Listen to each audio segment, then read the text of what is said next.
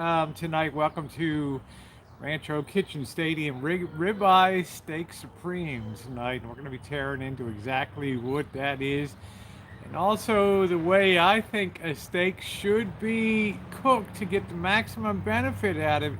And let's face it, today steak is absolutely off the hook in terms of price. Hello, Mew.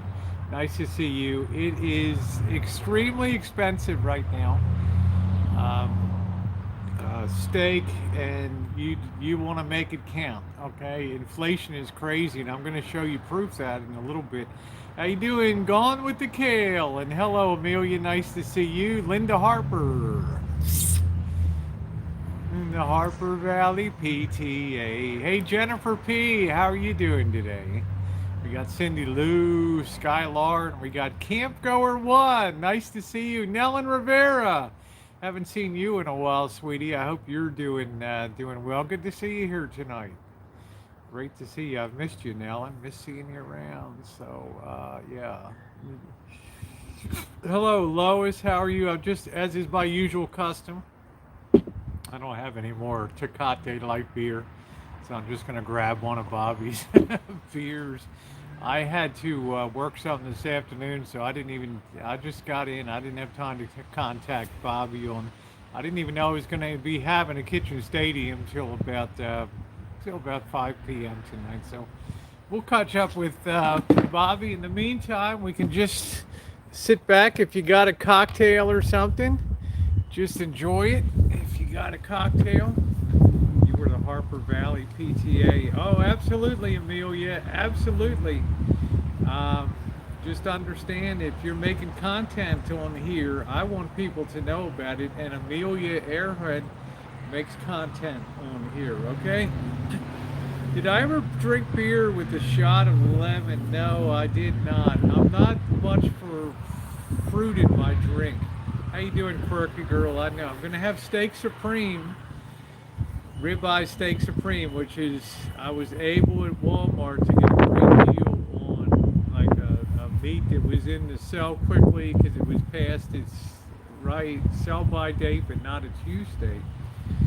And I'm going to juice that up a little bit with some onions and some mushrooms, and then we're going to put the peas in. And we're going to do a unique bake on this potato here. We're going to fire roast that on a camp stove tonight, so that should be interesting. So that's what we're cooking tonight. You should try it. Well, here's the problem. They came out with, everybody's like 8 years ago. Oh, Rosie, they got this beer called Blue Moon. It's got orange in it and stuff. And I'm, okay, I'll try it. Sorry, guys. No way. I don't want fruit in my beer. All right. I don't want notes of orange. If I'm having Mexican food, yes, I'll have a Corona. I will squeeze a lime in it. Otherwise, I don't like Corona. Okay. So only with Mexican food. So to try it. What's the best beer? Best beer worldwide or best beer for me? I mean, the best beer I ever had was San Miguel beer, which is based out of Philippines. Just an outstanding, smooth, tasty beer. Number two would be one based out of Hong Kong called Pauly Girl, not St. Pauli Girl, Pauly Girl, which was outstanding. And I like my Michelob Ultra. Hey, Jay Money, how you doing, Jan? How you doing, Shemay? I'm a vanilla girl. I'm a vanilla girl. I am a vanilla girl for sure. Thank you, Stop the Drama. I'm not able to do quality content. Well, my views outpace Elvis's any day of the week. So, yeah, but you can hold that thought. Can't have numbers posted here. Oh, sorry. My moderators will take care of that in a bit. So, yeah, well, people got a lot of stuff going on. I've been working in things, and we think about you. We give you shout. It's not hurt feelings for me. Stop the drama. But we'll show you the gate because we don't need you to make drama. So, bye. Have a good evening. Use one of your 30 other channels on here.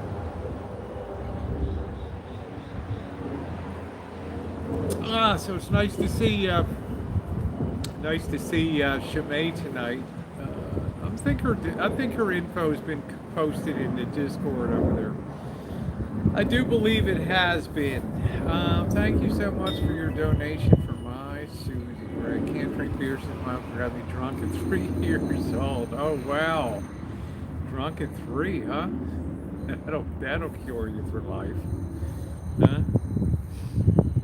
Well, how you doing, Dr. Cushman? Very handsome Armenian Lebanese. How are you, Doctor? Watching a little bit of your stream. I understand you're going mini golfing tomorrow. Yeah, yeah, yeah. So have a good time with your son there. That should be a blast. And if you guys haven't subbed up to Dr. Cushman, give it a whirl. He's a little more heavy duty, I would say. A little more IP2, somewhere between me and IP2. So enjoy his content. Yeah. Mini golfing. Hello, nature woman. Nice to see you. How are you doing? How you doing?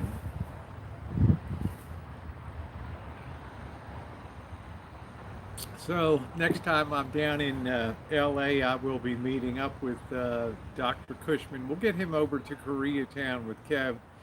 We'll get him set up with some chicken in a bag over there. You made it on time. I haven't even begun cooking yet tonight. Missing your Iron Chef Rancho? That would be me, Mouse Clicker. I'm doing good, nature woman. I am doing very well. My sonny just had cancers. Ooh. All right, Camp Goer One. What are you having a GoFundMe or something to raise money? That's awful. That's awful. Susie, your dog. Oh man. Yeah, it used to be veterinary care was kind of reasonable, and now it's just everything has exploded, right? Everything has exploded in price. Email, she's been in a lot of pain. Yeah, she got attacked by a mental health patient, and I don't know why she was there. I guess for routine. I know she was having a colonoscopy or something. So, payments on my cow hoodie, and it's mine. Life is precarious and precious. Yes, it is. Yes, it is. It sure is. Yeah, life is precarious and precious, and it's awful short. Glad she is free of pain. So, yeah, thyroid tumor. Yeah, it's expensive. Yeah. Thank you, Princess Belinda. We'll wait for the punchline on that. You were having anxiety. I brought you views to their channel. It's quite the opposite. Thank you, Kale. but you run with that. You run with that. You run with that. Yeah, that was from Chuchin the other night. I scraped myself at the cemetery there. Hot day, cold beer. Now the temperature's dropping pretty fast here. It's getting pretty chilly right now. So it'll be. We might have the fire pit going tonight. Yeah, I think it's all heart wrenching. One reason a lot of people are like, Rosie, you should travel with a dog or a cat in your van. And I'm thinking to myself, nah, not the boondocking I do, and it's just too. I think it's just too stressful for pets, and then let's face it, it pisses people off. If you try to go in and get something to eat and you leave your dog in the van, even if you have your windows rolled down, you worry, right? Because somebody might call the cops or something. How you doing, Monkey Boy? Sunday. Let's see if Monkey Boy sticks around tonight, right? But you worry because people call the cops and all that, and it's just not. I want to make sure when I have a pet that my traveling at that point is limited to, a retirement place, and then here on the Rancho back and forth. That's what I want to do. 2 dogs will be traveling. Please, I'm not going to do it. I just don't think it's fair to the pets. In my little vehicle, I just got. I'm only pulling your leg, monkey boy. How you doing, Pink Panther? In my little vehicle, it's. Uh, I don't know. I worry too much. I can't enjoy traveling. I can't enjoy it traveling. Oh, you're gonna take that camping? That's great. Aloha, Pink Panther. How you doing tonight? Good to see you. Now, I sold. This is what inflation's doing, guys. I sold. Yeah, if you have a 27-foot RV, you're perfect camp goer. I have a, 14-foot van, high nori. Okay, and it's just not outfitted for that. And I want to make sure when I get a pet, for me, that pet becomes the focus for me and the princess of the rancho. The queen of the rancho. That's going to be very important. They're perpetual babies, and they need the best. Don't even think of pulling my broken leg. I won't, Quirky. I won't. I won't think about that.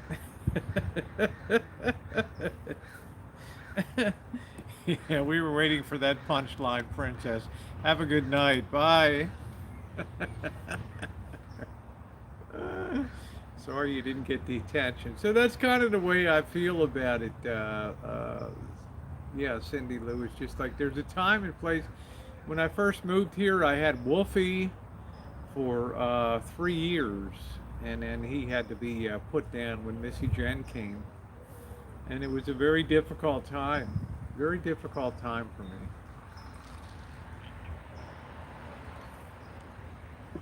Again, a triple cat with special needs. That's what I'm saying. A lot of people have that.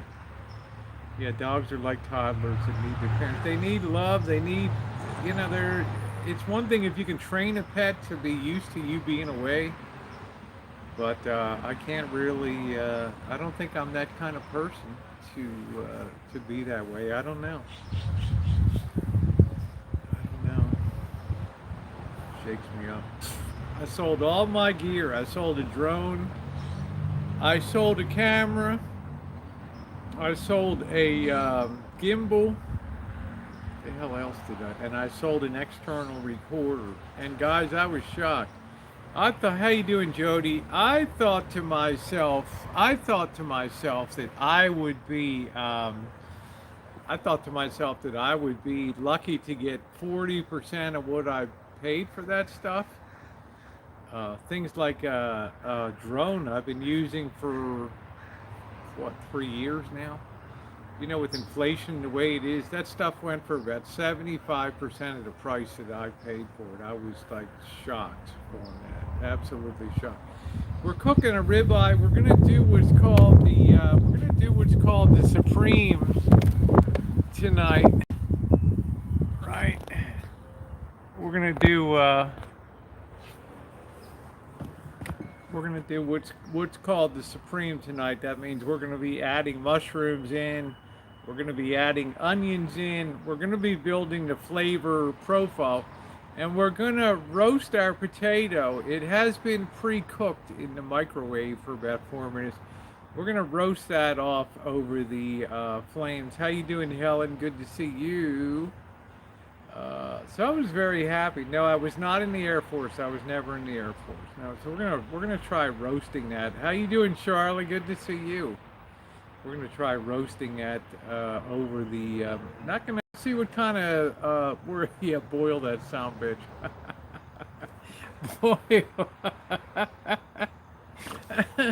Boil that thing. Yeah. Hey, Jody. How you doing? Good to see you. Good to see you tonight. Good to have Monkey Boy here. I'm still on the fence about travel, guys. I'm still on the fence. Thank you. My daughter was in the Air Force, and now she's in the Space Force. Show off your outfit. No, I've had this for a while. I just got some. I just got some new drawers. Right. They're not Daisy Dukes, but after a year or so, they'll become Daisy Dukes. But I need something, going down to Mexico and stuff. I don't want to look like a total hoe walking around. so. Yeah, the shorts are good. They're comfortable, and I'm not all sticking out, right? So I'm happy about it. They do fit good. They do fit good. I'm like I'm like between, depends on the cut, between a 10 and a 12. And between the 10 and the 12. Thank you, Noreen. Thank you. I appreciate that. Let it go. How you doing tonight? Good to see you. So I'm not quite sure. I haven't really settled on Wednesday when I hit the road whether I'm going to do the small town adventures, or I'm going to do Vegas, or a combination trip with both of them. So I'm still kind of thinking about that. Scared to get your legs or lily white. Get some sun on those babies, huh? Get some sun on those babies. Should have bought those in various. I have another pair too, but they're longer, even longer. So they're even. We can share clothes. Yes, Kale. Amongst other things.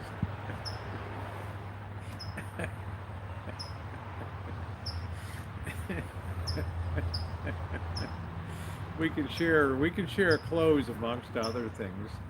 Hmm.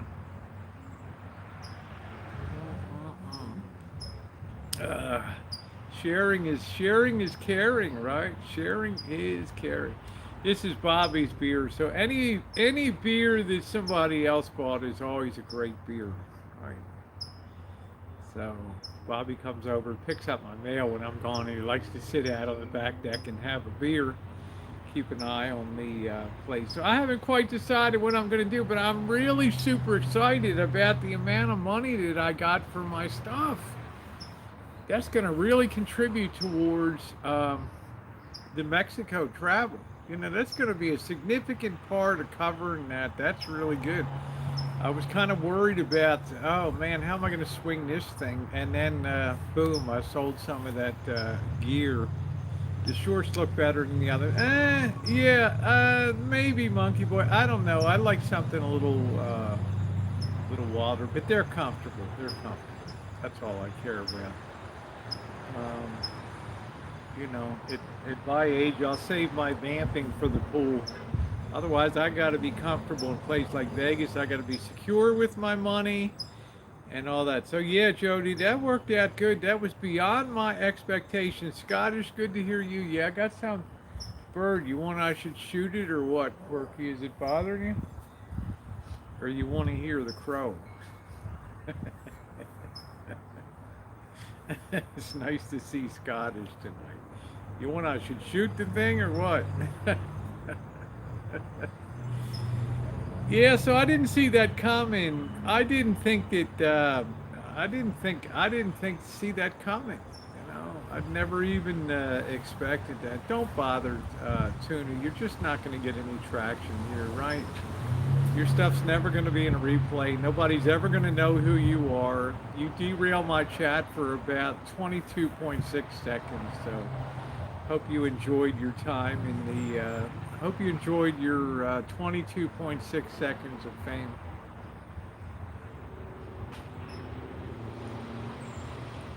I sold, so it was sold in different places. I spread it around to see how it would sell.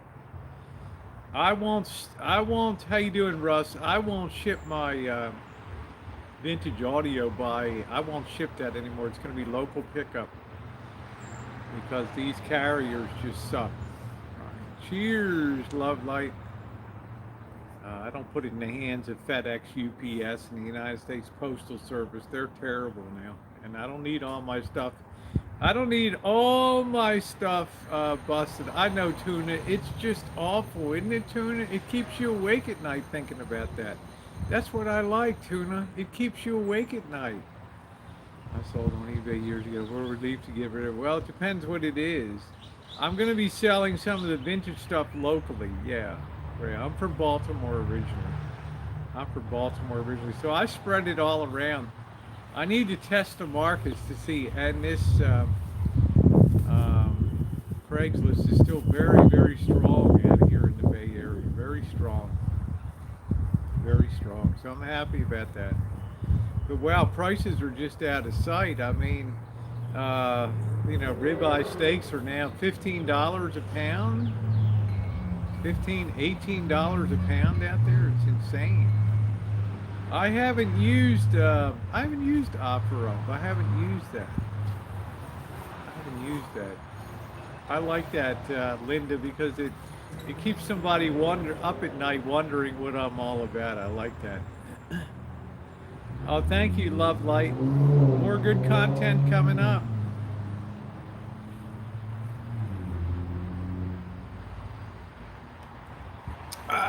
Glad you enjoy it. Very glad that you enjoy that. And thank you to my wonderful moderators here tonight. Yeah, we dated. That's all we did. Sacramento, how you doing, paranormal investigators? Good to see you tonight. I haven't seen you in a while. You sold your 1980s mop for about 1,200. Bikes are hot. How you doing? How you doing, D? How you doing? On break, so figured you would stop by and say hello. All right. Good to see you. I hope you're doing well. I think I'm gonna grab me another beer. How you doing, Rio? Personally found an offer I'm not very good, but that's in Austin. I never even heard of it before. Yeah, I always have a superstar mod in the background here. So, hey, Blackbird, steak case is bare. It's, I don't know what to tell you. Guys, it's a whole new world coming out there. Prices are just insane. I was shocked. So, I'm just worried they're going to put the price of my S21. I had a couple things that were in Amazon in the cart for checkout, and when I checked in today, because I did buy another drone, I bought one that's under 250 grams, so it's not FAA regulated, which is great because I fly that son of a bitch everywhere. And they're like, you have two messages from Amazon, and both of those items had increased in price significantly in my cart, just sitting there. I don't know, for me with trading it's going to be about 500, 600 bucks. So yeah, below 250 grams the FAA doesn't regulate it. Yep, I don't have to sit through an exam. I got top dollar for my drone. I mean, top dollar. I couldn't believe it. 3 years I've had that damn thing, and man, they couldn't get that thing fast enough. But this is under 250 grams, a quarter of a kilogram, so it's about the weight of an iPhone. So it's great. I haven't got the S21 yet, D, because honestly, I don't got the money right now. I got to wait for some money to clear. You got to sell your electric scooter, huh? I've never used Top Dollars, Kale. I got to check that out. Why is it 250? Because they've decided the weight of that drone, in the worst case scenario of crash, hitting somebody, it's not gonna cause injury or potential death. That's what they've decided. That cutoff point is where they've decided that the drone is light enough in even the most catastrophic situation that it's not going to maim or kill somebody. So. Boy. How you doing, Psyche? It's going to have a shorter range, but this Mavic 2 Mini flies for 36 minutes in 4K, so you can usually cut that in half. These drone manufacturers always overstate their fly time. So, yeah, 250 grams won't damage an aircraft or anything. It'll be so light. I did get top dollar for my drone, Kale. I did, because I had a DJI Phantom 4 Pro Obsidian here that was top of the line when I bought it in 2017, and I was shocked what people were paying for today. So Hey, Marcio, how you doing? 250 is the magic number because I'm not sitting through a damn examination, and I'm not going to worry about it. I'm happier because I'm a terrible driver in cities. I'm a terrible drone flyer, and the thought of my thing just whacking somebody and bouncing off of them, it's a good thing. You know, I like that. I like that. Okay, take care. Take care, D. Take care. So 250 grams is the magic number. Yeah, we're going to be going in a few minutes here. I'm going to have one more beer before we get underway. Yeah, I'm happy too, Kale, because I worried about how am I going to buy this or that or the other. I'll never fly a drone a day again. Now the drone's going to be delivered tomorrow, and I'm shipping a lot of this crap out tomorrow. So theoretically, I should be on the road Wednesday with the drone as part of the ensemble. I'm not going to do dedicated drone videos. They're going to be part of the stories that I'm telling. Hello, Coach. How you doing, Gerald? Whitney Houston, of course I miss her. She was very talented. The worst thing that happened was she got involved with Bobby Brown. Right? That's the crows back here. Yeah, going rogue on private property. Have you ever seen a ghost on a ranch? No, but plenty of people have told me that they've seen what's called orbs on my videos. When I used to do morning videos at 5 a.m. in the morning in the kitchen with my baby doll nighties and stuff, people, oh man, there was an orb floating in the background there. Have I seen ghosts? No, but there's weird stuff. I know there's ghosts out there. I know it. How you doing, Melina? How you doing? Good evening, Susan. So I'm gonna go grab another beer. I'll be right back, guys. We're gonna get underway tonight. We are gonna get underway. So I'm getting excited about being on the road. Boondocking a bit. I just don't know how it's gonna fit in with Vegas. Because, like I said, it's going to be hotter than a $2 pistol over there. Right? So I've got the potato wrapped in foil already tonight. We're going to roast that a bit, okay? And I've got the ribeye here. This is 3/4 of a pound. It's one of two. And we got some butter. We got an onion. We got some peas. And I'm going to grab the mushrooms and a beer.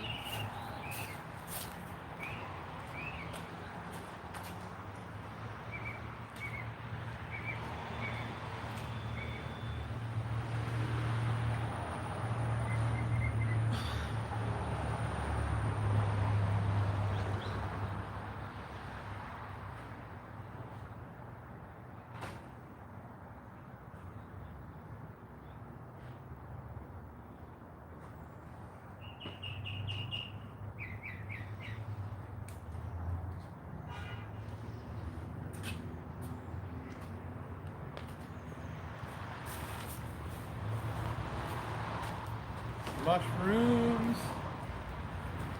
But I got a good travel adventure hooked up if I don't feel like going to Vegas because of the heat. Hotter than a $2 pistol. That's what we used to say in Baltimore, man. I wouldn't pick up that gun, man. It's hotter than a $2 pistol. The old Saturday night special. Saturday night special. We got two places to go. We go to Vegas, or we do the B trip, which is more of Southern California, which I'm kind of excited about because I've done a lot of work. I've done a lot of research. And there's some really hella interesting stories to be told outside of LA down there. Stories that have been hidden in history and long since forgotten of epic tragic events and Hollywood and movie locations, and so it's just a question of what we're gonna do. How you doing, Robert? Yeah, thumbs up or definitely appreciate it, guys. Thank you very much.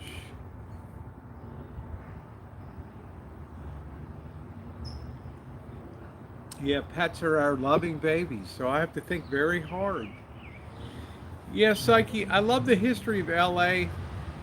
But I like the sub history of LA and what it's taken over history to support the explosive growth of a place like LA, and what corruption that is, what corruption has been in the wake of that growth, and disasters and death, and what's been the cost of that, right?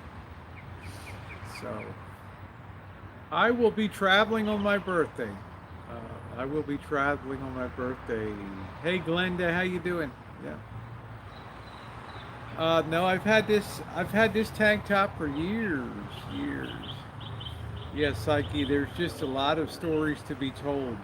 Um, there's a lot of skullduggery. There's a lot. It all ties in. Interestingly enough, hey Susie, if anybody saw the movie There Will Be Blood, starring Daniel Day-Lewis, it all ties into this area down here. It's not L.A. It's before you get to L. It's a very fascinating little area before you get to L.A.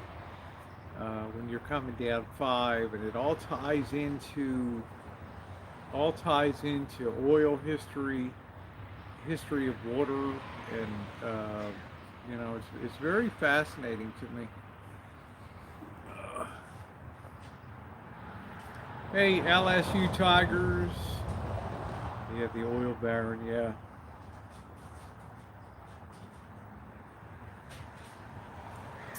Looking forward to the Ribeye Supreme, man. Yeah, I'm gonna have one more beer, and then we're gonna commence the cooking over here. We're gonna get a purchase on this steak tonight and make this thing good. Excellent movie. Yeah, There Will Be Blood was a great movie, and it has its basis of the story in real history, real shit that went down there, which makes it great because you can't make this shit up. Most of the good stories that have ever been told in Hollywood came out of real historical events that were dramatized, and I like that. Your meds are kicking in, honey. Your meds are kicking in. It's fresh evening.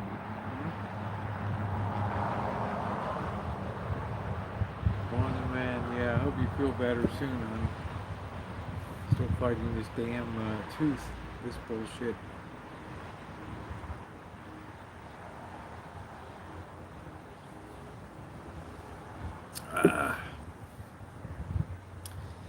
So I'm glad to see everybody tonight. I just don't know. I mean, I know if I go to Vegas, I'll have a great time with Mr. Z and Monkey Boy, and it might be very good for Mr. Z to have company, and because his wife passed away, something of I think about a month ago or so. So he maybe used a little bit of cheer up, a few laughs and things like that. So I gotta weigh that off. You like that movie Lonesome Dove, huh? That movie, There Will Be Blood, was just phenomenal. It was just great. Yeah, I mean, it was just, you don't know the intensity of the number of people that died and were just gunned down and just murdered, and it's just crazy. Does it bother? No, I actually like Rosie Girl. They've called me Rosie Girl for years. They've called me that for years. I quite enjoy that. It's like you have John Boy and you got John Boy and you got Rosie Girl, right? Well, Corker Girl, get some pain meds. Get yourself some pain meds, honey. There will be blood.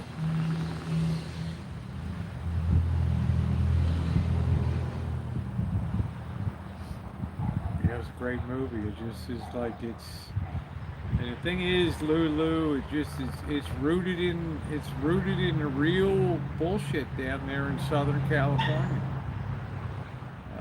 As fascinating as San Francisco is, and its wild and raunchy and violent history, it's really something down in Southern California. Sharon Tate compound, yeah. Yeah, that's right, Psyche. There's thousands of stories to be hauled out of LA. Now when I have the drone, I can put up the drone. We can look at the rooftop of the Cecil Hotel. We can do some more stuff, right? I don't have to worry about FAA bullshit at all. I don't have to worry about anybody contacting me on the channel and blah blah blah. I'll say, kiss my ass, right? 3 championship bowling rings buried a few inches between. Wow. 420 strat shoot. Huh. Interesting. That's right, Ron. And no surrender, man. No surrender. So this drone is gonna free my mind, because if it crashes, it didn't cost a hell of a lot. And, yeah, Sharon Tate's home was demolished. Yeah. A lot of places they just like to change. You can make it in LA. I can get you on a few billboards. There we go. Right. I'm very happy about the way the channel's going. I don't need to. The world's ready for Rosie on the billboard on Sunset Boulevard.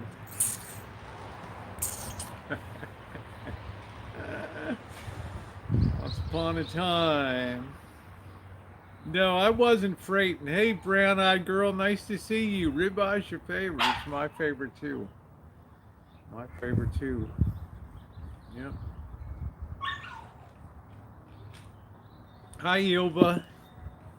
Yeah, we'll pick up more people as we go along, Camp Gar. Once we start the cooking, and people see how we handle a steak. I don't think I've cooked a steak in the on Rancho Kitchen Stadium in a long time.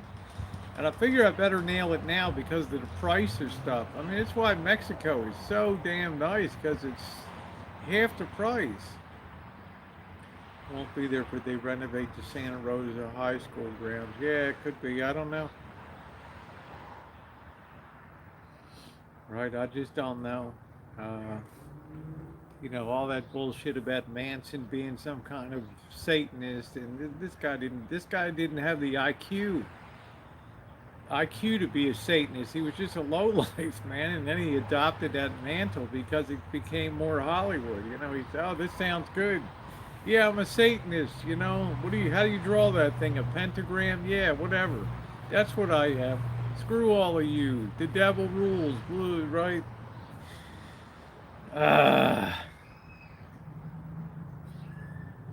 Yeah, we had PTSD sometimes. Ilva.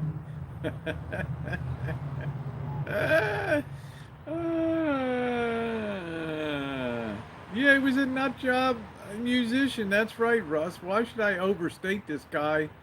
They built him into helter skelter, quirky girl. They built this guy into some kind of demonic idiot. He may have been possessed, but he was just a low life shitbag, man. Why do we want to make him greater? I like to get into forbidden places too, Luca.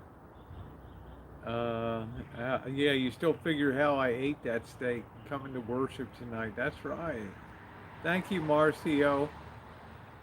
Thank you, Maria. Thank you. Just an idiot. I don't know why we ever. Yeah, wow, Manson. Now he's like a cultist, and he's an idiot. You want to see a real cult? Go down to the video. Watch the video I did on the Marconi wireless station in Marshall, California. You want to see a cult where they murdered people and beat the hell out of people and program people's minds, and parents gone frantic on the way down to Point Reyes Station. They had the first Marconi wireless station in 1914 to put messages out to sea, Morse code out to ships at sea. Yeah, made dumb people famous. Exactly. You're talking about a little idiot that today in Compton or Skid Row would have been a stain on the wall somewhere. Okay. Right. And yeah, I like that, Lois.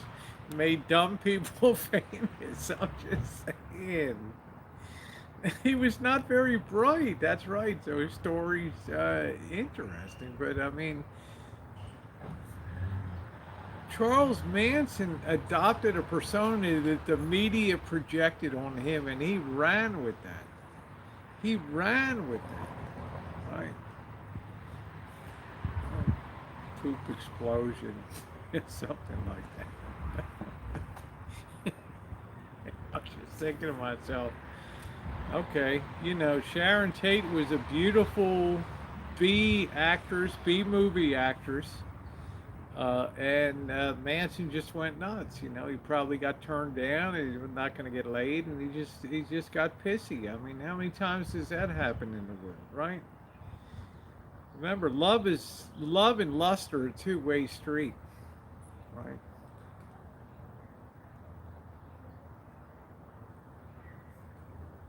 That's the reality of stuff. No sugar. I don't like chocolate covered pretzels. Just give me Snyder's hard pretzels. Gosh, I'm about to eat dinner. Poop explosion. Yeah, that's what I'm saying, Kale. Bingo. I mean, you weren't going to get late. I'm drinking your beer, Bobby. Sorry. You can come over and drink one if you want. I had to work till late this afternoon. If you want to come over, I'm having having some ribeye here. Manson believed he was promised a recording contract. So I just can't get down with Helter Skelter. And yeah, I finished all the Tecate Light, Bobby. Sorry. I'll make sure I leave a 12-pack when I hit the road for you again. Hi, Kelly. Nailed. You're welcome to come over, Bobby, if you want. Baked potato and peas and some ribeye. I haven't even begun cooking yet. So, I don't know. How you doing, Susan Solomon? Good to see you. I got nailed. So it's like Hollywood can influence people's perceptions about what somebody was, right? That's what I bother. Heaven's Gate all wearing $5.75 in their pocket. Yeah, you like that cowboy hat? You're working early in the morning. Okay. So I'll take that as it's okay to drink your beer. You'll be like, just replace that shit with Oh, man. I'm feeling good. When you were starting your traveling adventure, that's probably going to be after I finish this series of travel. I have Mexico. After Mexico, believe it or not, I'm probably going to go down to Ensenada again. See if Kev wants to go to Ensenada again. And then after that, I'm heading up to the Dakotas. I have a real urge to see what North Dakota in particular is like up there, in Montana and the Dakotas. And then after that travel, a week or so at the Rancho, then I'll be heading off, not for my big East Coast visit, but you know, maybe like Minnesota and Wisconsin and places like Hawaii is going to be scratch quirky because I'm not going to compete with the prices. Yeah, Acapulco and Mexico City. I'm not going to compete with the people that have a lot of money to burn that are just looking at the place. Come to Wisconsin, exactly. I don't know when it's going to be, camp goer. Interested in the towns nobody visits or covers. I'm not so interested in,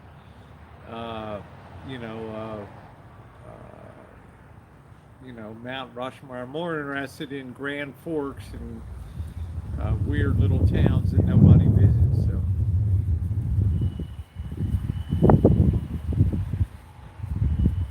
To rescue me from the Nipomo dunes, huh? That's okay. It gives them something to do. That's what they're paid for, to come and get your ass out of a troubled situation, right? Get your ass out of a troubling situation. No big deal. The room is starting to spin. I can show you my hotel. I've been to Kenosha, haven't I? Who's new prince? I don't have a. I'm looking for somebody to be the princess. So, how you doing, Elmer? All right. So let's get the show on the road here tonight. My friend had just moved to South Dakota and are in love with the state. Let's see if they're in love with the first winter up there. Hey Angus, how you doing? My kitty is mourning the loss. Her. Oh my goodness, sorry. Now I'm not going to be able to see the side chat over here, but I do have this to put you guys up. Okay. I've taken a baked potato and I've just micro blasted this for about 4 minutes. Okay, I'm not going to immediately cook this, but I do want to roast this on the fire so I have a long, safe stick. And I'm going to put that on there and I'm going to use the secondary burner to roast that and heat that up. And that's going to be delicious and fired up on there. Okay, so I'm going to sit that there right now. Let me go get some paper towels here. We'll talk about the theory of cooking a steak.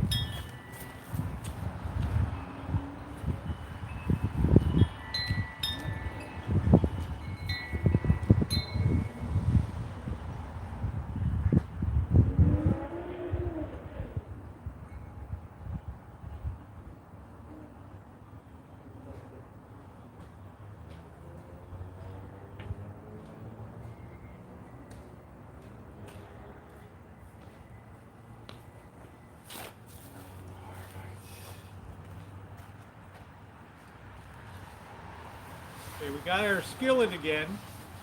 Now you could use the barbecue, but most of us aren't going to be able to use a barbecue. So I'm going to put some extra virgin olive oil in here because it's a good high heat oil. Okay.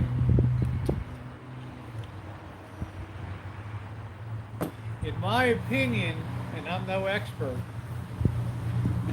the trick with the steak is get your pan or your grill super hot and do it like 5 minutes. Get your pan hot, put the oil in, and when that oil is super heated, you want to put your spices on both sides, your salt and pepper on there. Only when that pan is super heated, you want to go ahead and place your steak in there, and you don't want to touch it. And the other thing is you don't want to use a fork to grab it. You want to use tongs. Okay, you don't want to disrupt the membrane. Once you've put the crust on that, which you'll be developing with the high heat, use the tongs. Okay. The other thing is about 5 to 6 minutes on each side to get a good crust. Don't be fiddling with it. Don't be turning it. Don't be messing with it. Okay. Don't be boiling it in water. Proteins become tough when they're heated for long periods of time, especially when they're steamed and boiled. Proteins become chewy and they become tough. You're destroying a ribeye steak, which is about the most expensive steak you can buy, and I was damn lucky I got a crappy part at a meat place where they're about to throw it to the dogs outside or something, and I grabbed it for a song. You'll turn a good piece of ribeye into a damn piece of chuck roast, okay? Very, very, very important. That's right, Mandy. Grab you, girl. All right. Bend over. Right there. All right. Get it hot. Don't fiddle with it, okay?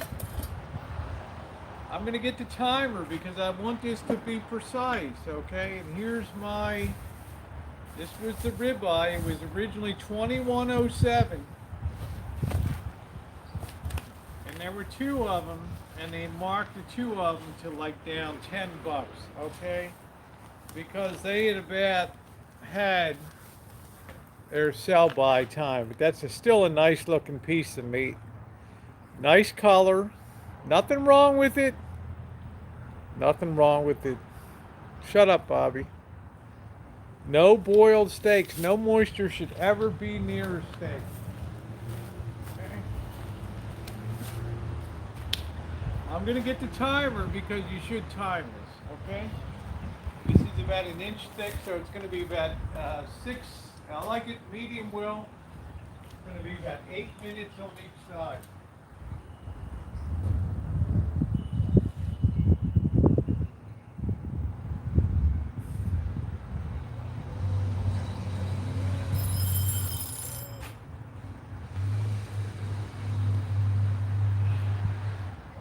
And if you haven't been grocery shopping lately, let me tell you, you'll be damn glad you're eating ramen noodles. When you see the price of meat, forget about it. Let's put some fire in the hole here. Okay, let's get some heat under this pan. Let's get this skillet under temperature. If you're gonna do it on a barbecue, don't touch it. Use tongs to turn the meat over, okay? Let's keep it real. I'm going to take this meat now and I'm going to hit it with some salt, some pepper, I have white pepper. One side only right now. Hit that with a little bit of salt. That's going to crust up real good. Hit that. I got the white pepper here. Hit that. Okay. And we're going to let this baby get really superheated. In addition, I'm going to put a little touch of Worcestershire sauce, but only as a finish. And I'm going to use a little bit of butter. And once both sides are cooked through, I'm going to add a little bit of red wine vinegar to give a little umami or a little depth to the meat, okay? And I'm going to also prepare, I got some red onion here that I'm going to slice up and cook along with the beef. And it's going to be delicious. And towards the end, we're going to add our peas right into the skillet here. All right. We're going to make a one-pan wonder. So I am pulling off the outside of the onion. I don't like to waste these. These damn things are like $1.90 now. It's insane the cost of it. Even a damn onion. I'm going to throw this into just recycling there. I'm going to slice this into rings here. Okay? And they're going to cook when that steak is about halfway done on one side. We're going to pop half an onion in there. Like that. Right along with that, and then we're going to add the mushrooms in last. Okay, so we're letting that get super heated now. That pan. Careful grab. Just make sure that baby is really hot. You want that thing to almost be like you're frying a chicken there. Right. There we go. Yeah, Bobby's missing out. He could come over. No, so we're going to let that get really hot. But the cost of stuff at the store really stunned me. Really stunned me. Really stunned me. You wonder why people go to the dollar store and buy bar-ass hot dogs and things like that, which I've done for years. Because you got to eat. All right, you got to eat something. Drinking and coal. I went to a friend, found some Bush beer. Yeah, Bush is good. Yeah, Bobby likes the fish. How you doing, Kat? Self-protection, a safe protection. Yeah, I love good steak and good baked, but never made a ribeye in a pan. Well, we're going to be doing it tonight, Mitty. Trick is, you got to have that pan so that baby is just sizzling. The hotter you make that pan, you're going to set that crust immediately on the outside of that meat, and that's going to sear it and seal it all in one. If you bring it up to temperature slowly, you're going to have a release of juices inside of it. Okay, we don't want that. We don't want that. All right.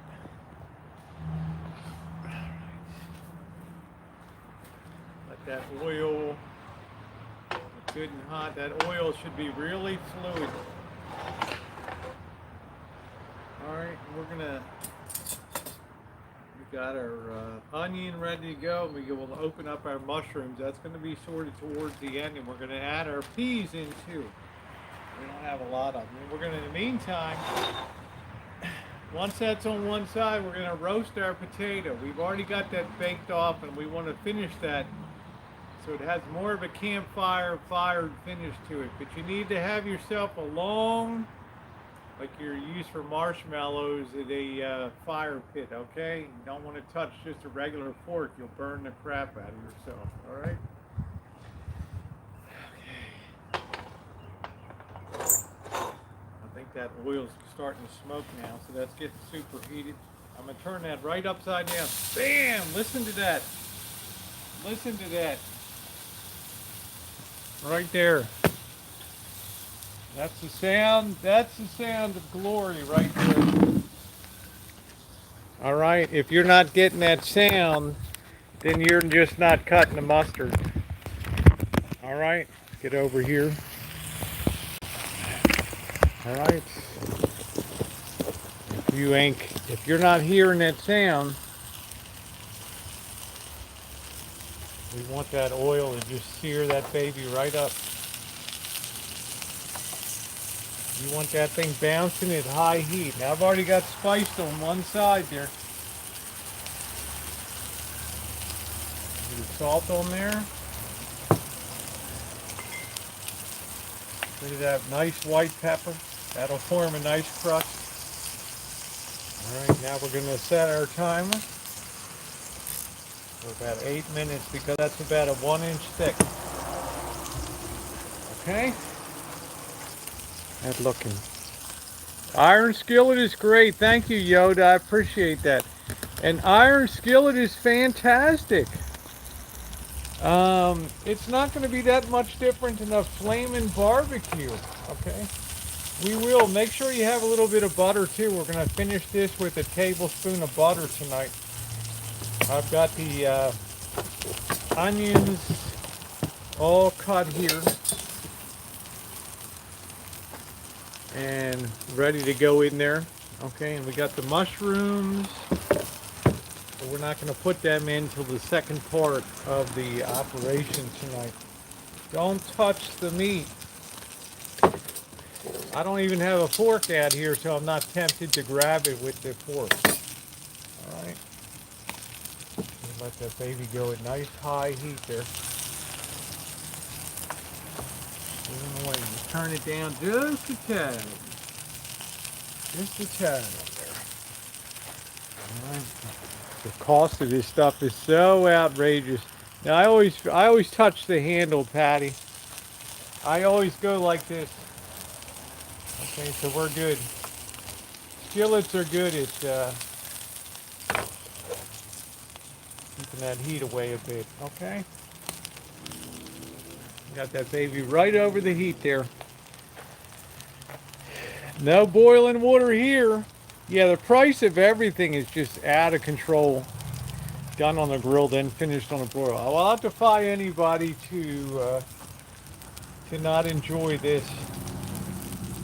So we still got we got a good 5 minutes to go here.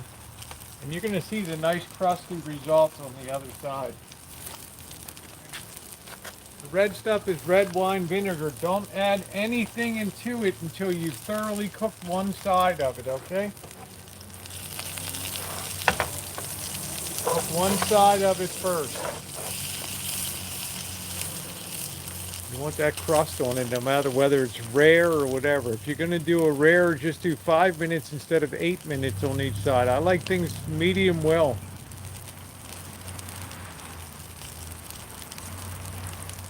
I'm really quite sickened by what I see in stores these days.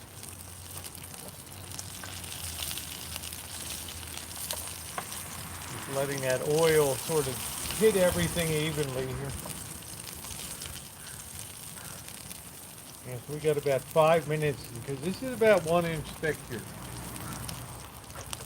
Then once we're about once we turn it over, that's where we're going to start the magic on the other flame here. We're going to roast out this potato and get that some good fire taste to it. Meantime, I'm going to open up the mushrooms. Get them ready to add into.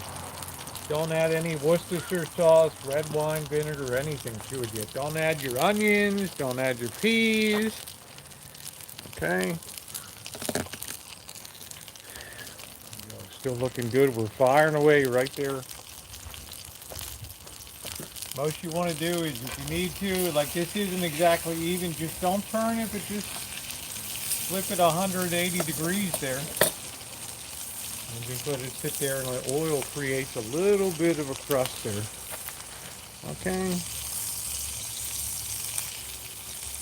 Yeah, I'm having a peas and I'm having a potato on the side here. I have the potato ready to go over the flame right there. You want to see that other side, right, Kat? People flip meat too many times. They just flip it too many times. You can rotate it, but don't flip it. You'll get a really even finish. Right? If you rotate it a little bit. A really even finish. Hi, Leah. Yeah, my cast iron is really seasoned beautifully. Yeah, it's going to be great, and it's not going to, none of the juices are going to be lost in it. Because if you boil it, the water is going to, the oil's not drawing out any juices right now because it's sealed. But if you put water in there, the moisture is going to go deeper. If you didn't have oil and you just had water, the moisture would actually suck the juices out of the, and you would have a immediate gravy, but you would have a very dry piece of beef. All right, we're going to be, our mushrooms and things are going to enjoy that when the time comes. See that sear? All right, we got a lot of, what the hell, everything's floating around. It's so windy, you know. We're gonna cook up get all of these onions sliced up here. No point holding half an onion. I got another one too. Just throw it all on there. Enjoy all of those onions. Onions are a nice companion. We've got 2 more minutes until we flip away.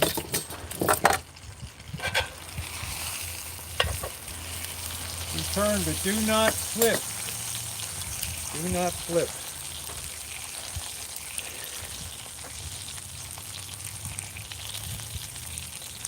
Yeah, keep flipping it, but if you don't want it to curl, then do what I did before. Cut the strips on the side. Get a very sharp knife, cut the fat, and then it won't curl up at the edges, okay? Cut it and it won't curl, it'll lay flat. Okay, you take off this whole side down here if you want. Cut that loose. The fat adds flavor. All right, there's nothing curling about that. Cut the edges and it'll never curl.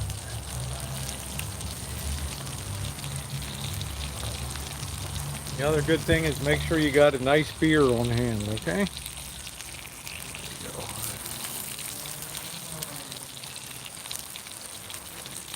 You see the curl, and that's where we're going to add our stuff. On the other side, we're going to add all of our other things to the dish here. All right, here we go. The moment of truth. Don't use a fork. All right. Oh, look at that crust on there. Woo! Look at that baby. Ah! Look at that crust. It's not the best picture there. Let's see if we can come in a little easy, a little tighter there. Oh, that's all those juices are sealed in there. Ah. All right, here we go with our other additions now, okay? The onions are now going to go in, just like that. All right, they're now going to add some flavor back here. Spread them out good. Then get a little start. 1 tablespoon of Worcestershire sauce.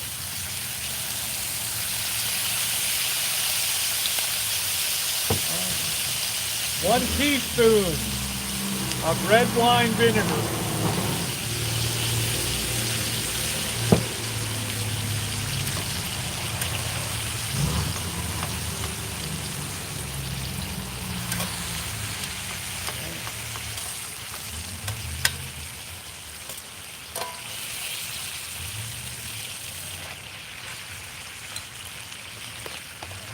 Mushrooms go. And this is actually going to create the gravy here. The moisture is going to be released from the onions, and it's going to be released. Keep that centered. It's going to be released from the onions too. Okay. And lastly, we're going to add our peas to the side. In the meantime, we're going to start up our second burner here. We're going to do about 3 minutes on each side. Let's put this on. Put that on for about 7 minutes. Let's go ahead and heat this now. Make sure that's gone. That's good.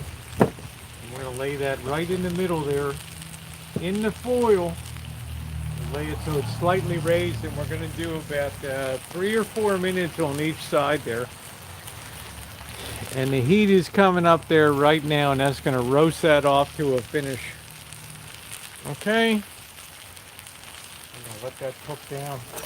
Notice I don't have any fork here at all. Forget about forks, okay?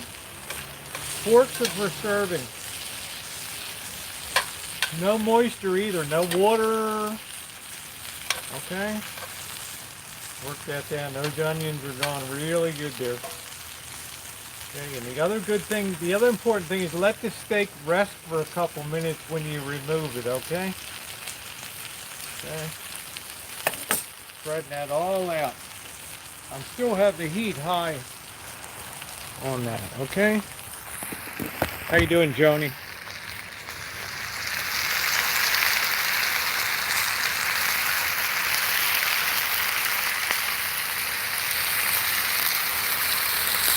All those juices are still seared inside.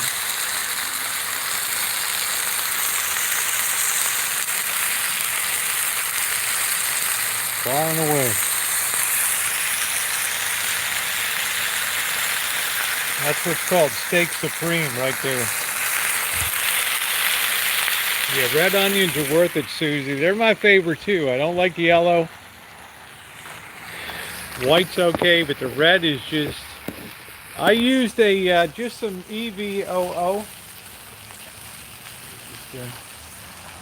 Star EVOO. You need a high heat oil. Do not use corn oil, okay? And this is now releasing all of the liquid here. I'll show you guys. I haven't moved the steak at all. Okay? Let me show you this.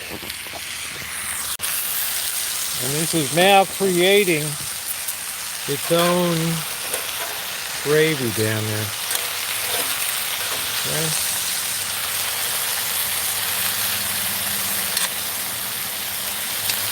And onions this way are much healthier for you than onion rings that are in batter, okay? You can flip them over if you want. Get both sides. That's all going to go into the flavor profile of that beef now. How you doing, Harlan? So, going to be some excellent eating tonight. Now, the potato. Do not forget about your potato. That's firing away over the flame there. You see it there. It's cooking inside. It's getting that nice little bit of char on it. Okay, flip it over. Let's get the other side done. Thank you, Pizza Kitty. No moisture, no water, no fork, no nothing. Okay, forget the fork. Thank you, Prince. If you're cooking a steak, forget about a fork, all right? Don't use it. You will find kitchens never use forks to turn over meats. All right, yeah, it looks good, doesn't it? Trying to get you guys the best picture here. Don't use forks.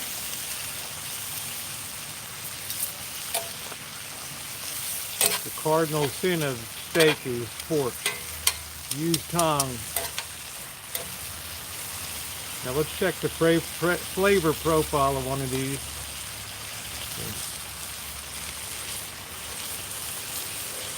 Oh man, that's good.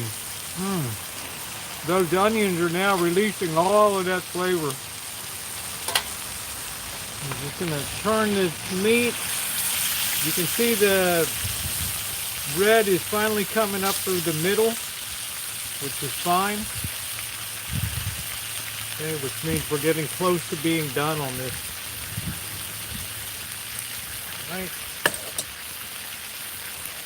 Some kind of good meat right there.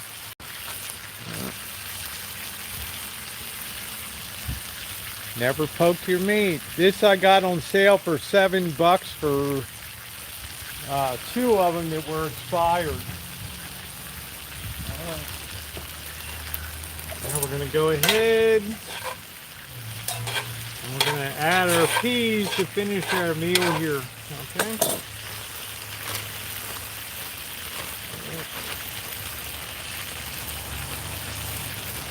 Throw your peas right down in that area right there. And they'll actually steam off right there. We got a 1-pan wonder. We got 2 minutes and then the steak's going to hit the board here. All right, and it's going to rest over here. It's going to rest over here for about 5 minutes or so. Oh, yeah, I was a smart shopper. I was lucky. I'm not paying $20 for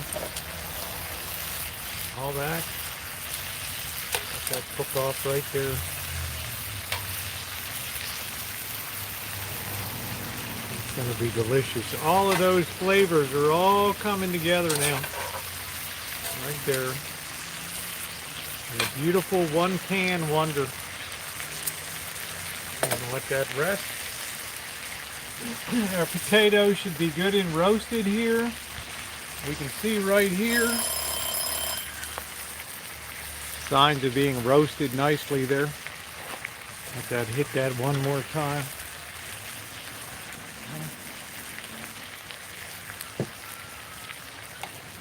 Now this is where the butter comes in. We basically finished cooking. Now we're going to take our butter, 1 tablespoon of butter, and lay it right on top there.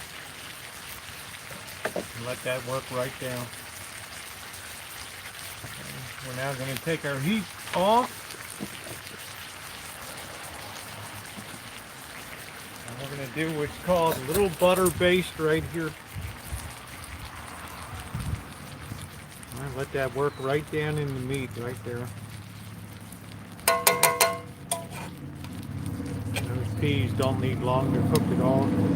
And the mushrooms still have some oomph to them. They haven't been reduced to nothing. But we're not done with this yet. So next thing we do, we're going to let that butter work in here. We're going to sit this right over here on our cutting board. And then we're going to fire this up and now caramelize this a little bit, okay? In the meantime, our steak is resting really nicely, just sitting there, okay, with the butter on it. Butter bath, enjoying life. Okay. Now I'm going to fire this up and really get this to be something super special here. We can turn off. Our potato is done, so we're just about ready to eat. So while that's coming up to temperature, I'm going to grab myself the plate and knife and fork here.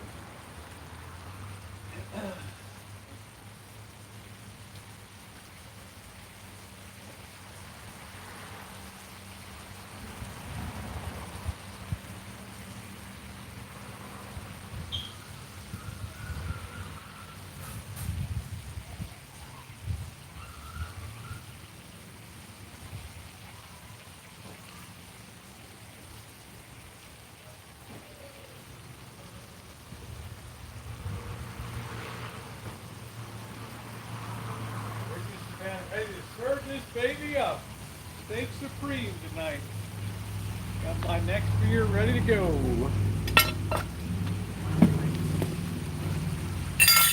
The first fork that has appeared here.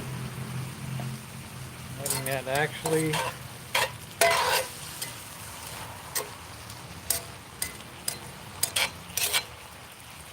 push that to this side and let all of that moisture. This is what's going to create the gravy, and the moisture is not going to toughen the vegetables. It would toughen the beef if the beef was in there, but it's not going to toughen. It's not going to toughen the vegetables. Okay. Let that. Okay, those juices are now starting to appear. Okay. Nice. You serve them with the juices on top, and that makes people very, very happy. All right. Ah. Make sure our heat is super high. All right. I bet this is going to taste good. Let me try one of these.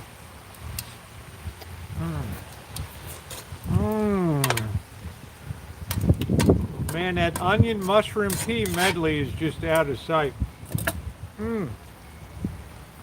Awesome. Oh, I know, Carla. Sorry about that. Yeah, our potato is actually can be plated now. We're going to use some of that gravy. We're going to pour it on top of the potato. Okay. Be careful in case it still be hot. And it should be nice and roasted. This is going to give a good, oh yeah, good flavor profile there, right on that potato. I love that. Remember, color equals flavor. And I'm going to open that up. Oh, that's going to be amazing, that tater. And I'm going to put put a little bit of butter on that. Okay. That's going to be friggin' amazing.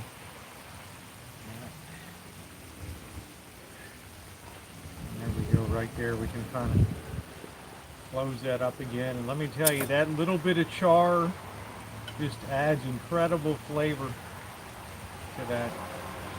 And it's not carbonized, it's just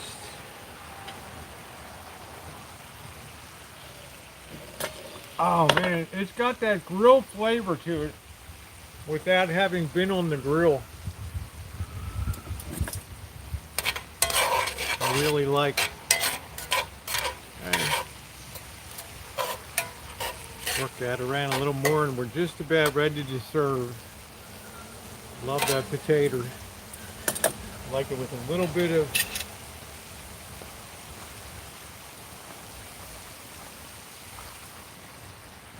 char right there. Not char, but a little bit of just dark right there. Really good. We can now put we can now put the meat on there. Go ahead and throw that on the plate. That is so juicy. Right there. It's just the juices are rolling on that. Okay. Throw some of this stuff away and we'll be able to serve up the rest of that. Serve up the rest of that.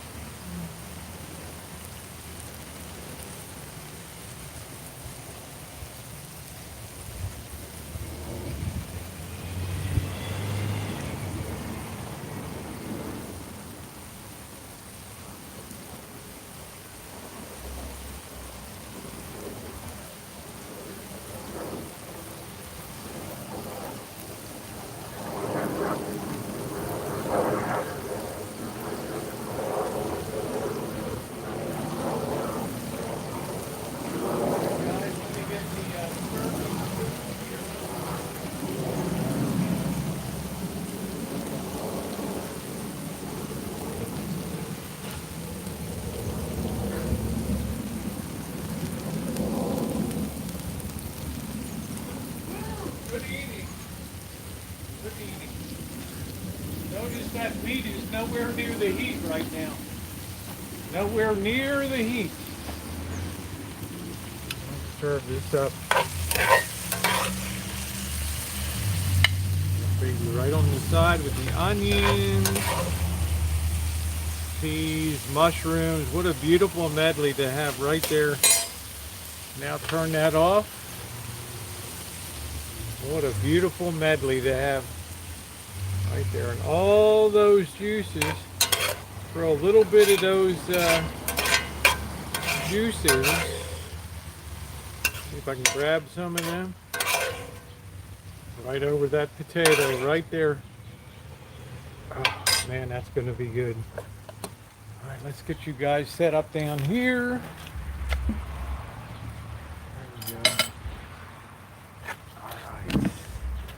Let's get that set up over. Let's get you guys back over here and let's enjoy a taste of it. The only thing Alan Gold does is make a mess in his diapers. That's it. All right, here we go. There we go. All right. Get that set up. There we go. All right. Peas mixed in with mushrooms. That's what makes it the medley. So let's go ahead and oh, that thing cuts like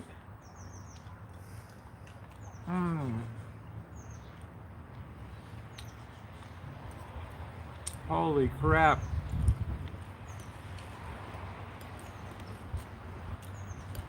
That thing is so tender.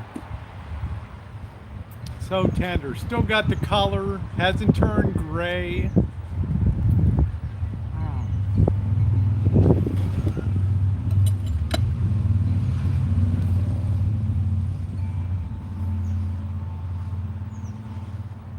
Woo!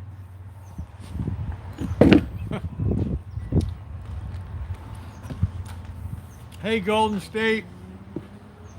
Ah, delicious.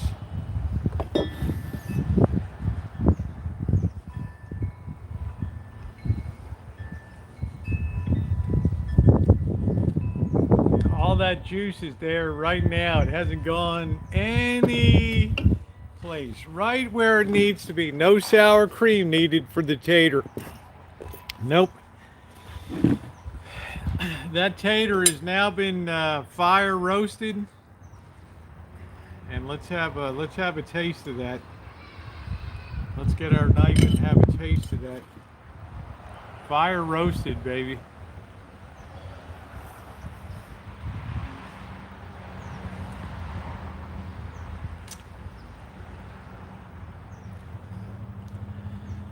It's almost like it's been cooked in the campfire, you know. It tastes so damn good. Now, I'm not going to boil the steak. Nope.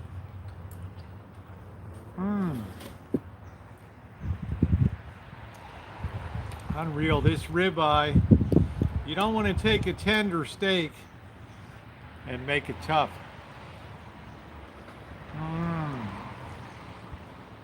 $7.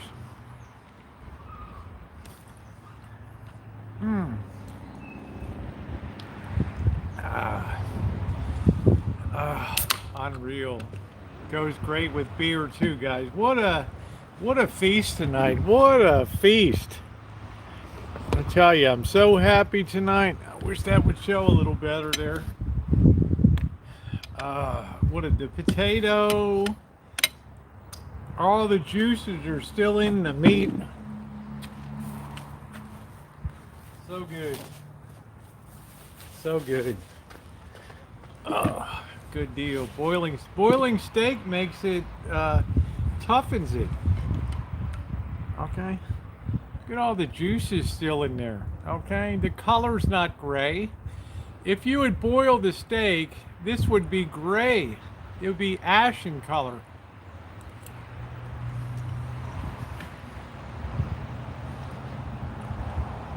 Got the crust on the outside.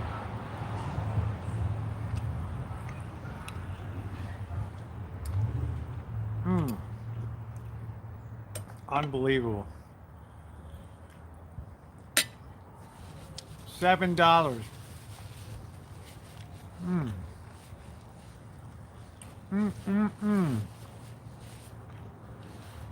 Caramelized beyond. Never boil a steak.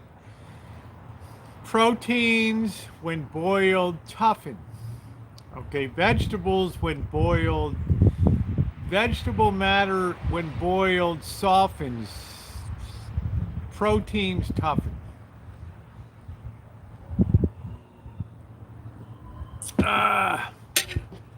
Just beautiful. And it's a nice ribeye, and you feel like you got your money's worth out of it, right? And it's just dripping with juice.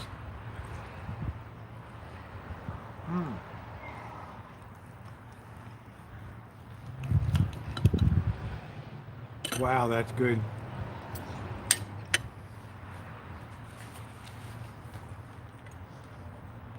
Don't use a fork.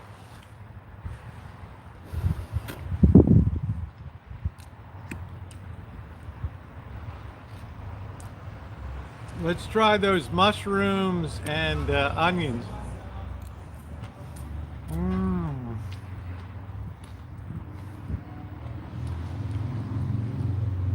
The onions are flavorful. You don't have to put them in a batter and deep fry them. They're very flavorful. Along with the peas, they are delicious. Delicious. Mushrooms and everything.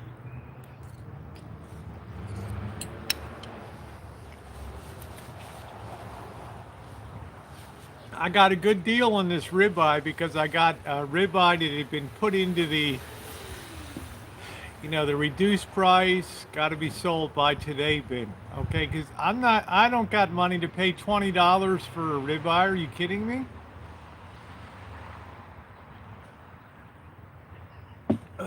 No way. Just saw people standing there at the meat case. Now this potato is just a world unto itself too. Having that finished on the stove.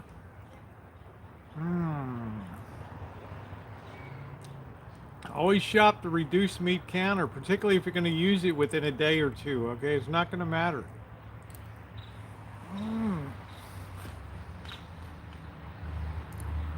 How you doing, North?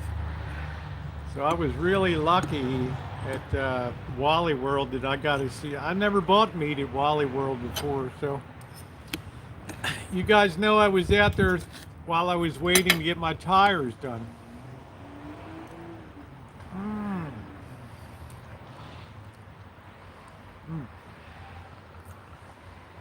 Oh, that's delicious. Delicious. Didn't curl up, just super good.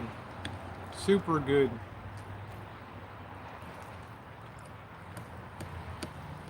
It's the best part of the meat right here.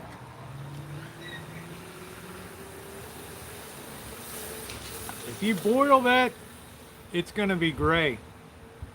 And the grain is going to be tight. And it's going to be really hard to chew. I did, Harlan. I threw it in the microwave for about 4 minutes.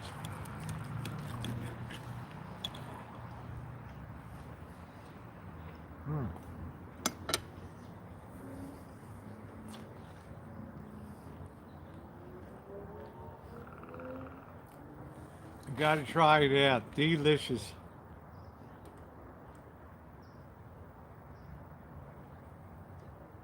Prices are insane. They're insane. Absolutely. I figured I better buy my new drone while it's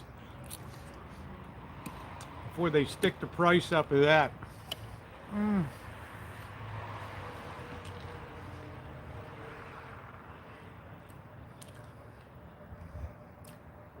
Yeah, bacon would have been a good addition, sugar baby. Yep.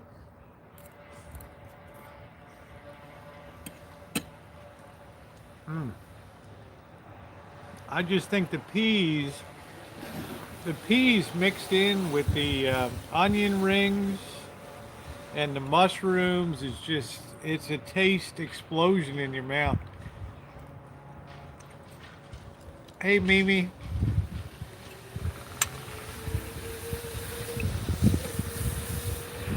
taste explosion in your mouth.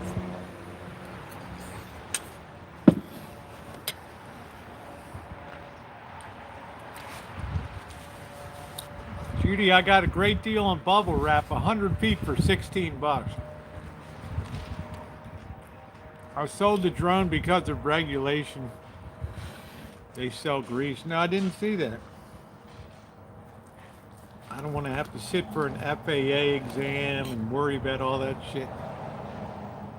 Here it is, nice, and see how that's all separated. If that was boiled, that would have been really tight, that grain in there.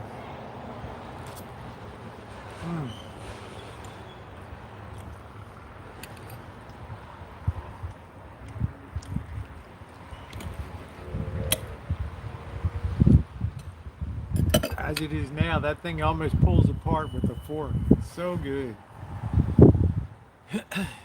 Dave, you're baking a delicious scrambled egg. That's right. Hey, if you're watching and haven't hit the thumbs up button, please do so. Very appreciated here on the channel. As I get ready to leave on some new adventures this week.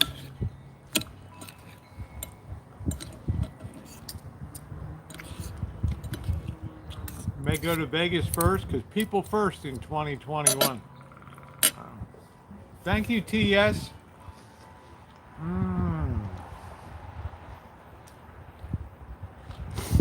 I don't think I'm going to be able to eat the whole ribeye.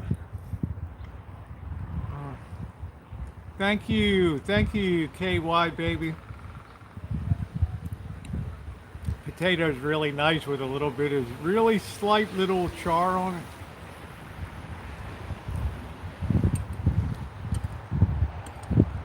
Almost made it sweeter.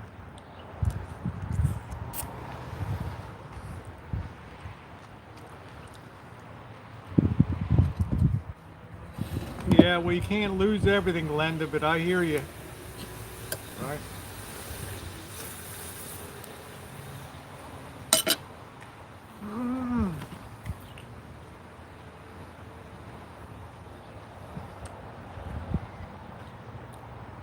Look at it this way, Glenda. At least I keep my mouth open. Right? I mean, at least I keep my mouth closed. That's a victory.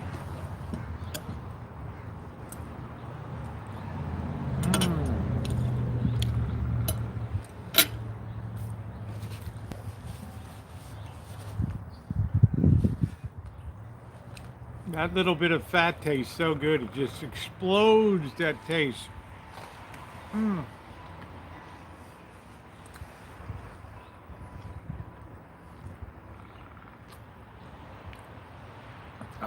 I'm enjoying it. I'm not going to be able to finish it, but darn if I'm not enjoying it.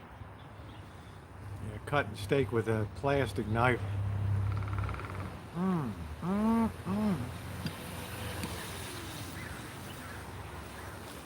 Thank you, Ashley.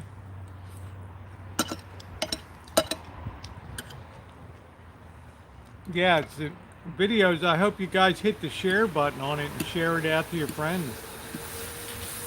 Only takes 1 second and, you know, people will see what's going on.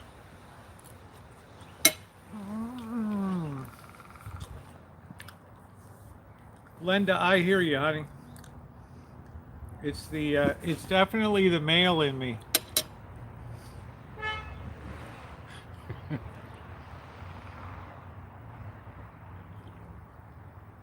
Smacking and open mouth chewing. That's it, Judy. Thank you, Manuel. Yeah, the good life. Let it happen.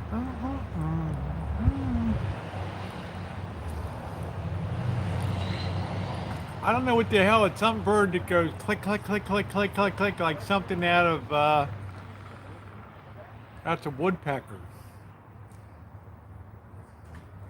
Like something like Hannibal Lecter, you know, something like that.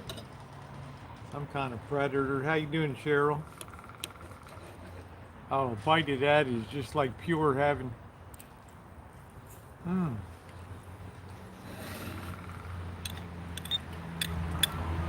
Sounds like a woodpecker.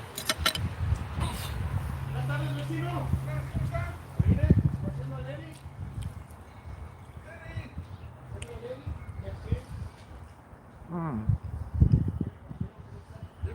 I'm real good. That, my friend, is how you cook a steak. That is exactly how you cook a steak.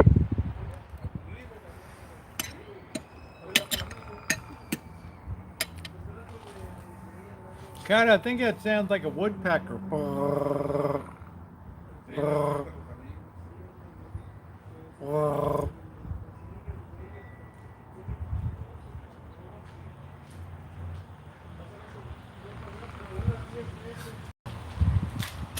No, you can't boil. Can't boil. Can't boil that steak.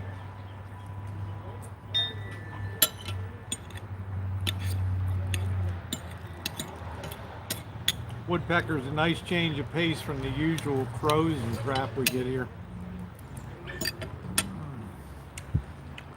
Oh, you made pizza. Nice. Hey, Emerald Doll.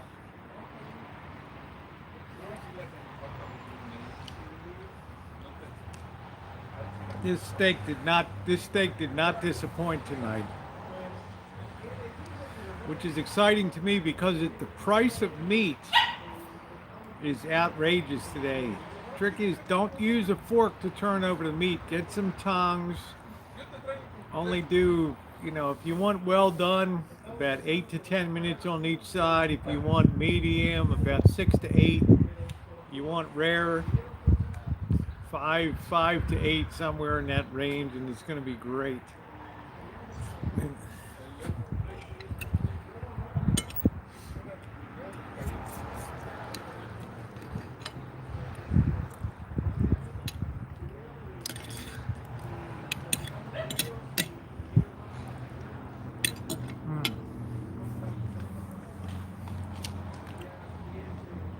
Crows are terrible out here.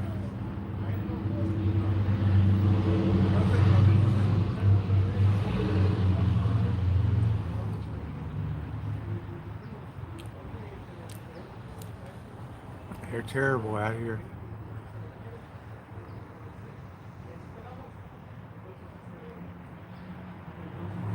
Just don't fool with it. Get that pan hot before you put the steak down, okay?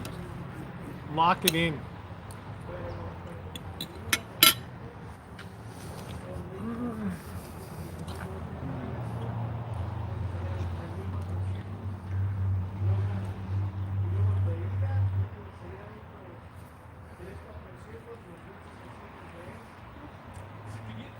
Do it the Rosie way. Build the dish. Add the onion rings when you turn it over. Add the mushrooms. Add the vegetable, the asparagus, whatever you have, and broccoli. Have a one-pan wonder. It works beautifully. Everything picks up the flavors of everything else. So good.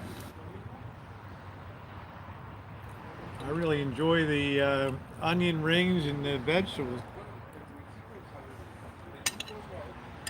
Cast iron is just beyond belief. Tamale casserole, slow cooked in a crock pot. I bet that would be good.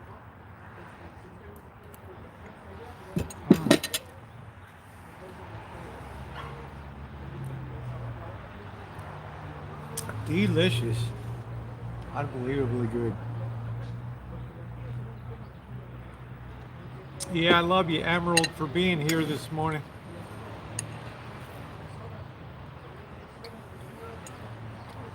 Boiling a steak means when your ego got so big,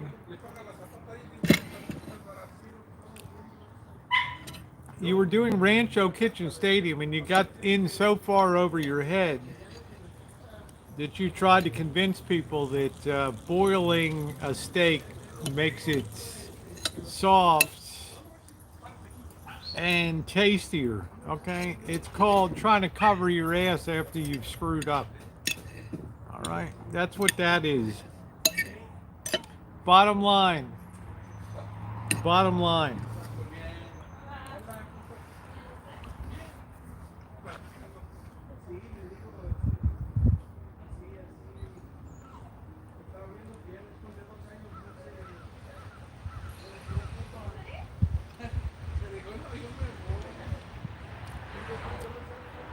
There's nothing that's gonna fix a steak that's when moisture hits it.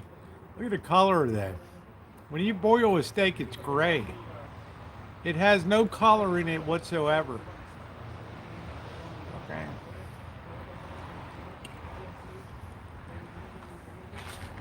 Boiling meat with stewing is designed to take a tough cut of meat at over 4 hours. Right?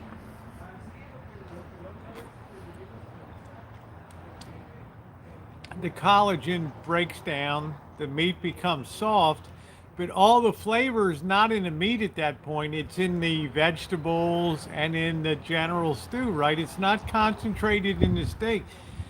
This has a high concentration of flavor still in the steak, and that's the difference, okay? That's the major difference in there.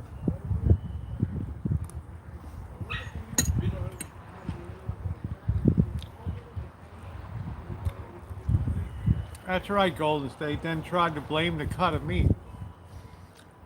New York State, steak, ribeye, doesn't matter.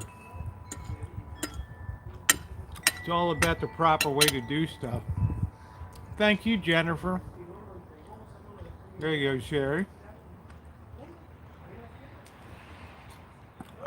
I've learned a lot over the years, too.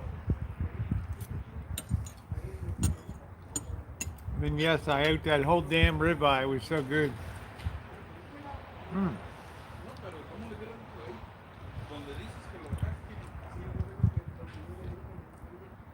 I got a bite of that fat at the side. Whoa.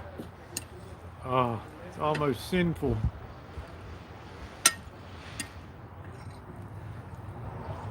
Beautiful. I'm officially full.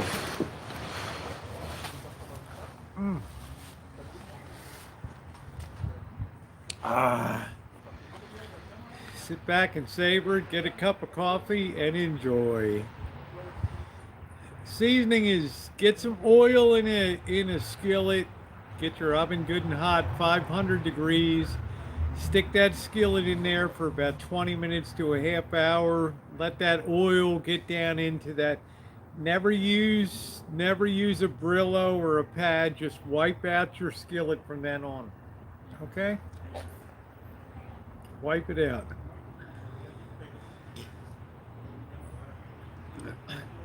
I guess they think I'm talking to myself, huh? Simple as always the best.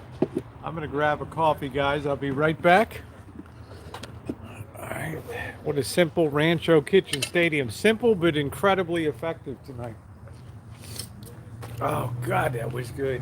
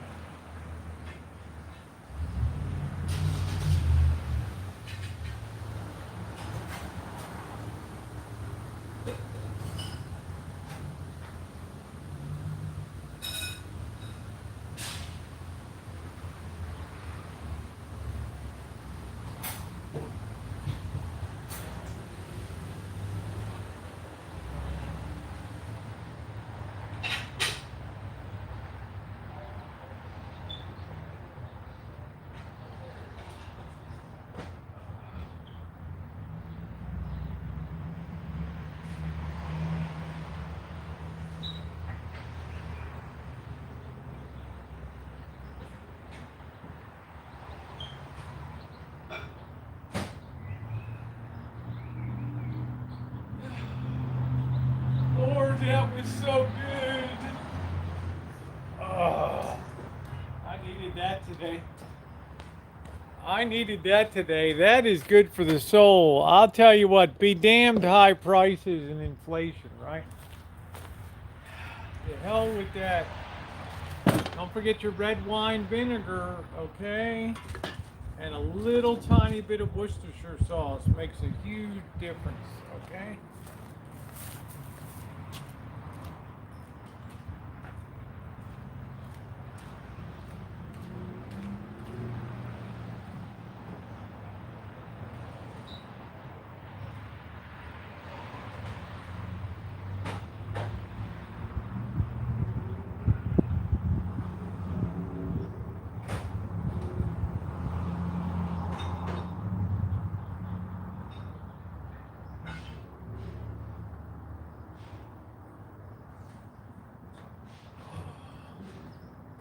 Beauty is I got one pan here. One pan with some veggies for tomorrow. How nice is that? One pan. One. I love that. Love that. One pan.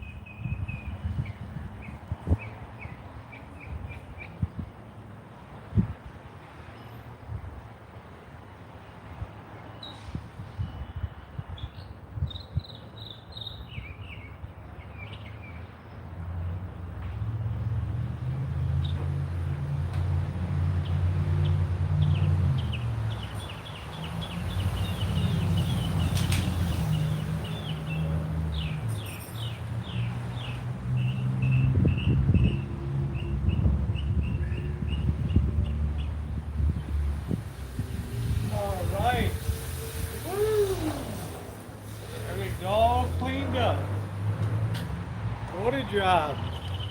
Simple, simple, simple. Yeah, we're gonna have a hell of a rainy. We're gonna have a hell of a dry season this year. That's for damn sure. Look, I was gonna say this. I don't know why. I don't know how. I suspect Teflon came about because of the space program or something like that. But Teflon has a whole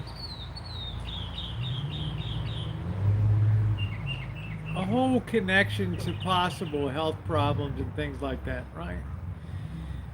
Every time you scrape Teflon or you puncture Teflon, you're putting that Teflon into your system, okay? Cast iron, big deal. The amount of iron in your system for a lot of women because of their monthly periods and things like that, the introduction of iron is a good thing to keep their hemoglobin levels higher and other things, okay? if you have a well-seasoned cast iron pan, it will be the number one item in your kitchen. Whether you're going to put it in the oven and bake cornbread, skillet cornbread, uh, pancakes, meat, it's going to be number one, because if you season it properly, nothing's going to stick to it. Okay, and it's going to be perfection, perfection. Yeah, there'll be crazy fires. Uh, with all the closed doors, yeah. What's with all the closed doors? You need to go out and get yourself, even places like Target or Walmart, they have the Timberline brand of skillets. You season it, and it's my go-to. I don't want to use Teflon for cooking eggs. I don't need it for cooking pancakes, because if I give a little bit of spray of Pam or something like that on my skillet, nothing's gonna stick to it, and I don't have to worry about putting man-made ingredient, man-made substances in there. Cast iron is great. Cast iron is great. It's all you use in your house. Exactly. Carbon steel, Sean. You know what the story is. Now, I don't have bird feeders or hummingbirds, but I do have plants here and bushes that are very attractive to hummingbirds. The bottle brush plants, which are a dryscape plant from Australia, and hummingbirds absolutely love them. Love them. Yeah, cast iron will last a lifetime, and you'll pass it down to your kids. Okay, can you say that about Teflon? You know, or the Gotham coatings, the Gotham cookware, and the copper clad? No, you can't. Yeah, Teflon's not easy, right? Just wipe out the cast iron, wipe it out with the paper towel. Worse, just hit it with a little bit of soapy water, and don't scour it. And then just oil it up a little bit when you're done, and sit it on top of your stove, and you are good to go. Yeah. Clean and seasoned, heirloom cottage. That's right, P2E. That's right. It'll last you a lifetime. And it's really, really, it's not going to hurt you. It's not going to hurt you. Teflon, who knows? Who knows the shit we've ingested over the last 25 years? Miracle coatings, and God almighty. I mean, people, aluminum cookware. If you got aluminum cookware, it's got no place in your kitchen. Steel or iron or copper. Don't be using aluminum. All right. Bonk in the head. That's right. Even modern cast iron, it's such a simple process just to knock out a cast iron frying pan. It hasn't changed.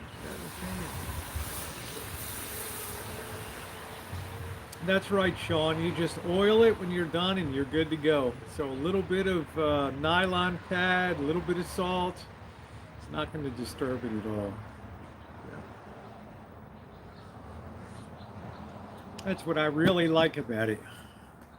Is how useful just one pan can be in your kitchen. It's phenomenal how great it is. All right, you can get rid of rust too by using coarse salt and potato. Yeah, that's it, P2E. Any of that stuff, you're gonna knock down the rust like it's nothing. Even spraying with oil and wiping it, you're gonna eliminate a lot of the rust and all that. Yep. That was a hell of a. Okay, take care, Charlotte. But I'll tell you what, that was a hell of a steak tonight. We were washing cast iron. I thought my mother was going to have a heart.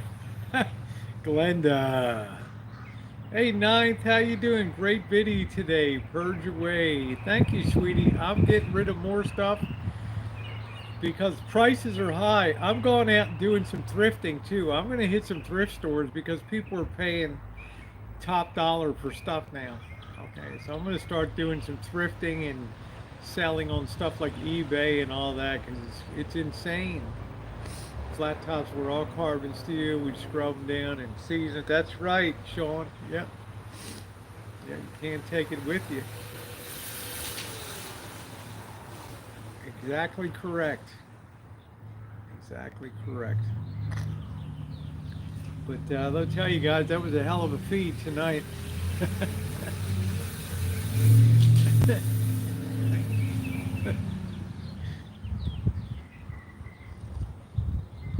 I'm telling you, Lee Marie, it's probably the best time in the history of the last 30 years to be out thrifting. Because people are finally getting the idea in their head that good shit is disappearing, right? And it's going to cost money if they have to get it in today's world. So I'm telling you, if you want to do thrifting and resales on eBay, it's probably the best time in like the last 20 years. Because the quality of what you're going to be selling is so much better than what people are getting today. We had a ribeye steak supreme, Ninth Element. We did a hell of a job on that baby tonight. We did a hell of a job on that. We don't boil steaks. From you, if you sign it, Patty. Who cares if I sign something, honey? The big R, Rosie. Oh, big O. I say you go back again, Golden State, because people are just paying up big time. How you doing, Mimi? Thanks for coming by, honey. Sales have been impressive. I can tell. My stuff that I sold just went like it was on fire. I'm like, so, hey man, you could almost buy this thing new for what you guys are bidding. It's like, no, but your stuff is older. It's better made. You know, we're gonna pay up for that. I'm like, what the hell? My damn drone is 3 years old, right? They're bidding that thing up like there's no tomorrow. So, yeah. Been very impressive. Very, very impressive. Been awesome. I'm too busy. Yeah, well, Ninth Element, that's a good thing too. I mean, I donate a lot of stuff. But if you want to make money and you have the time, then going out and hitting thrift shops and then putting stuff up on eBay or something local market on Facebook, you're really doing what's called arbitrage, right? You're taking advantage of the cheap price in your market and hoping somebody's going to pay up for it somewhere else. But I hear you. I hear you. If you're busy, it's not doable. But remember, I'm semi-retired. I'm thinking to myself, man, I sense an opportunity here. I don't know. I sense an opportunity.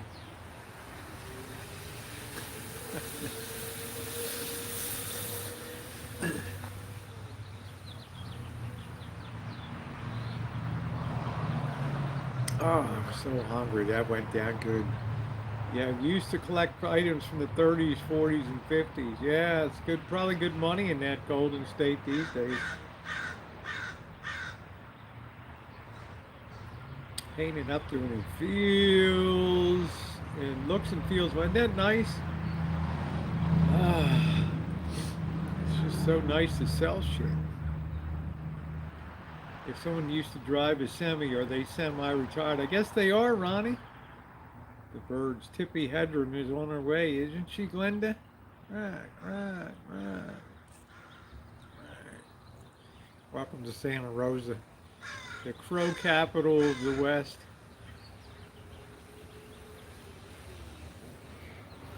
There we go, Elmer. Oh, this coffee goes down so good tonight. Yeah, I'm Tippy. I'm more like a Suzanne Plachette. Right. The school teacher and the birds. Noodle ran garage sale. I don't dare bite it. You know, my rule is Ninth Element. If I can't immediately turn around and list it and sell it, then I wouldn't buy it. My days of just impulse buys are long gone. I buy something and think, wow, there's people that could be all over the map in terms of their belief of what the price of this should be. Okay, and therein lies the opportunity. Somebody in Massachusetts may feel totally different than somebody in New Mexico, and purchase accordingly, or they might have a real hard on for that item. You never really know. But I wouldn't just buy stuff just for the sake of accumulating. Okay, I wouldn't do that. But I am sensing an opportunity here in 2021 with inflation ripping around that now thrift stores are looking a little underpriced in terms of the merch that they're putting out there. Account for shipping is have people pay for the shipping. That's how I account for it. So I charge everybody for shipping, and my stuff always starts at 99 cents. And let the market figure out what the price is. It's a beautiful mechanism. Yeah, vintage aluminum Christmas tea. Yeah, use it up, wear it out, repair it, do without. That's right. Use it up, fix it up, wear it out, do without. That's right. The old saying. Yeah, I'd love to see a vintage aluminum Christmas tree. I like those old bubble lights too from the 50s. Right. So guys, check out your thrift shops. You might be missing something in there.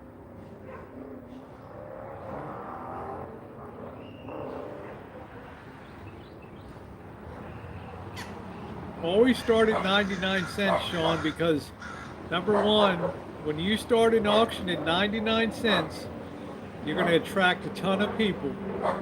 And number two, have confidence that the market will finish at the proper price for whatever the hell you're selling. Okay, there's really no free lunch out there. All right, so love the spirit of the auction. Yeah, Corningware is good. Everything I do, whether it's a $1,000 drone, it always starts at 99 cents.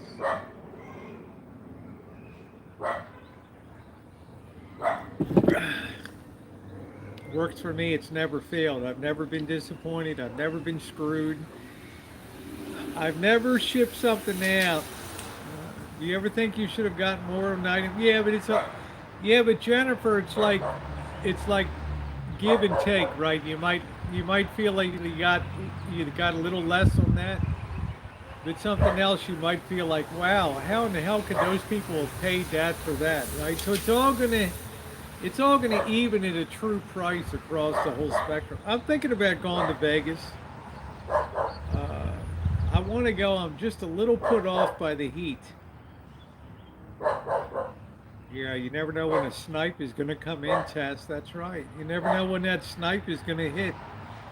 Boom, boom, boom. Some things will be a little less, yeah. But if you're a regular seller, which I'm not, you're going to have maybe 20% of your items are going to be under. 20% of your items are going to be beyond what you couldn't believe somebody would pay, and it's all just going to even out over the long run. End of conversation. Yeah, good night, Elmer.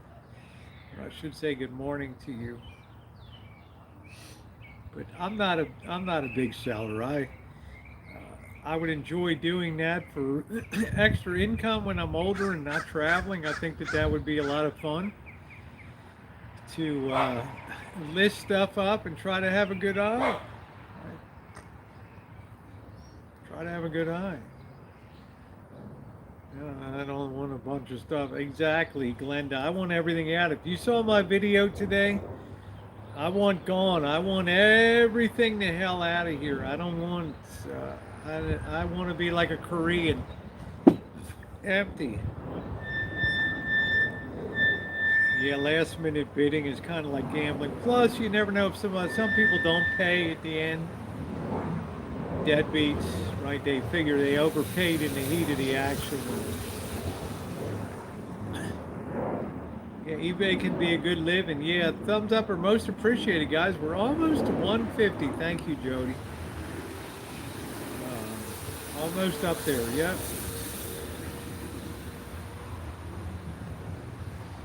And Jody, this is something Something I should have done a long time ago, Jody. Right here. First time in a year. There you go, honey. I should have done that. I should have done that quite a while ago. Welcome to the fleet, honey. The newest battleship in the fleet here, Jody. There you go, honey. Try that on for size. Yeah, welcome to the team. Yeah, you're a great addition to the team. That's the first change I've made in 1 year.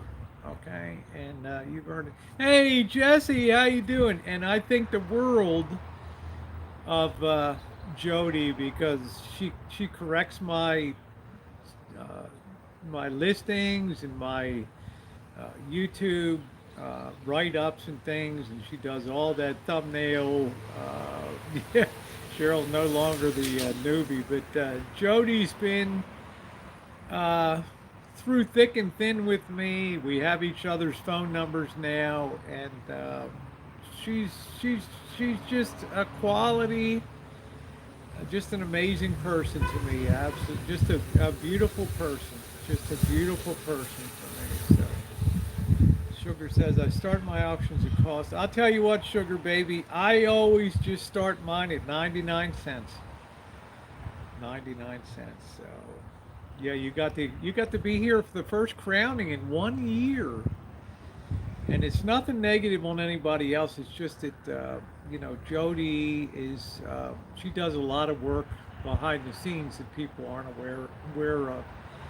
And, she and I just get along great, as all of my moderators do, and I'm very proud to be her friend. Really proud, really proud. She is just her thumbnails are just beautiful. And, you know, so cyanide. Shut up.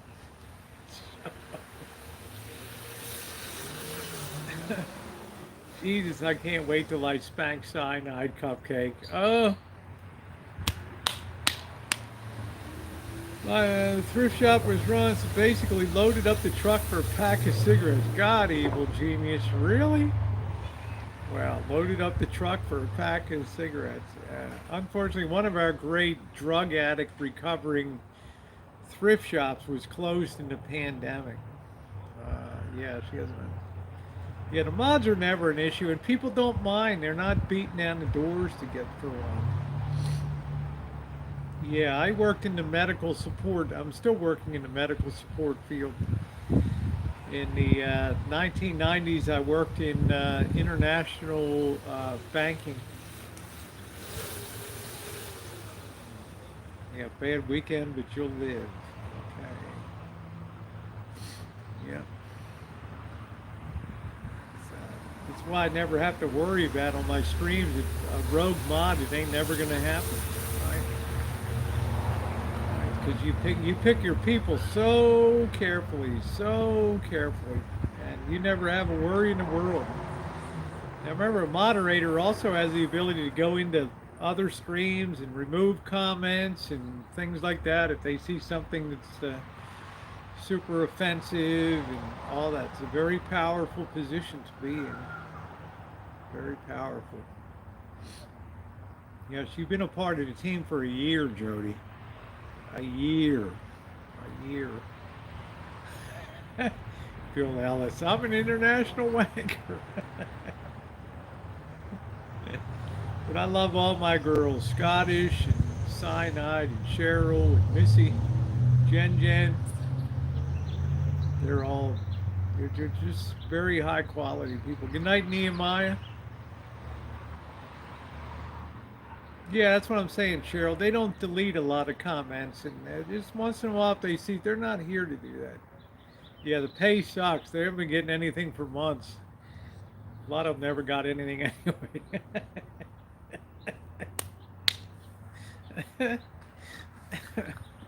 But they do get a thank you at the end of every stream that I ever do. Okay. Yeah, love their input and sense of humor. I do that at the end of every stream, though. And they'll bear me out on that. Yeah, Cyanide, you need more than that. Yeah, sends me IOUs. Well, the good news is YouTube invited me to reapply for monetization today, so you never know what's going to happen, how this rogue company is going to reply, but we'll see what the hell happens. So.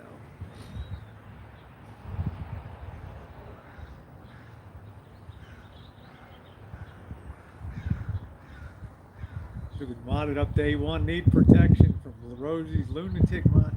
Actually, you're lucky, Alan Gold, that my mods rather like you for your peppery presence here on the chat. So, I think you're pretty much, band proof here, Alan. But I wouldn't count on it. I wouldn't count on it. Yeah, it's done and over. It's not dwelled on. That's right, Lee. It's not discussed in here, and it's a very rare thing. It's very rare.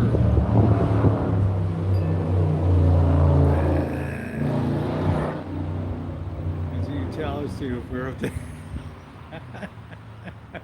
Look at Cheryl. We tolerate Alan because you tell us to. If it were up to some of us, he'd be gone. Gone. I don't know. He kind of makes me laugh. Big 42, McDave, you're a baby. You're a baby, McDave. You are a baby.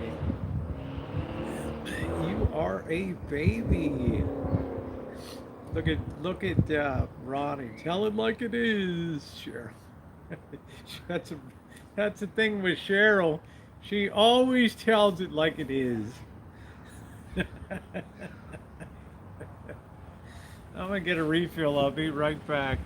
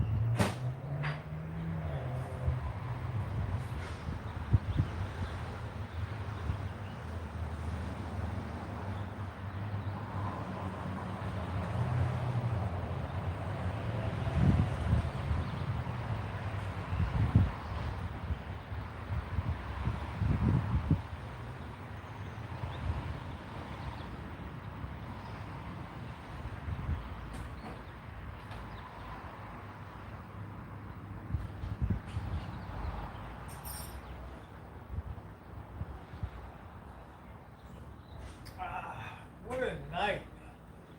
Not too cold.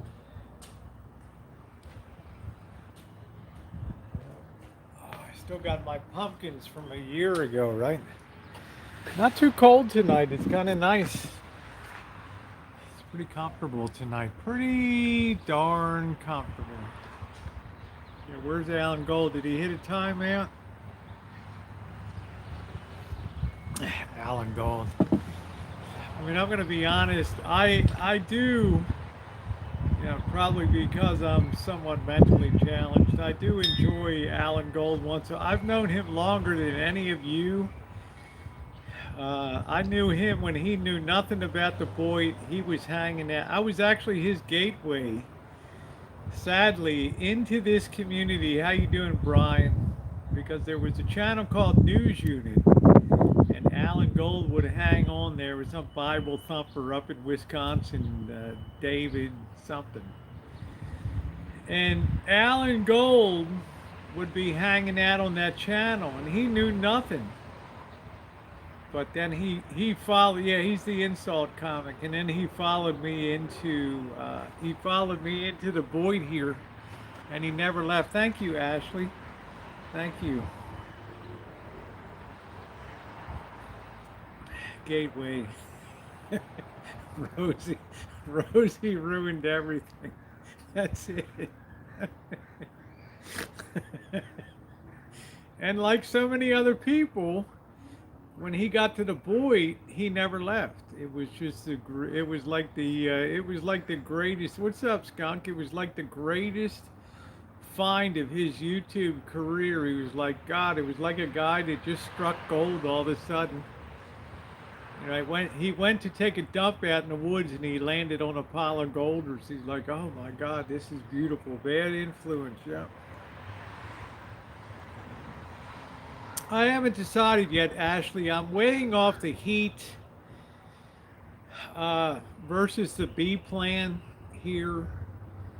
And I've got to kind of keep an eye on the money too. So I'm really weighing things very carefully. I'm hoping I'm going to get remonetized in the next week to 10 days.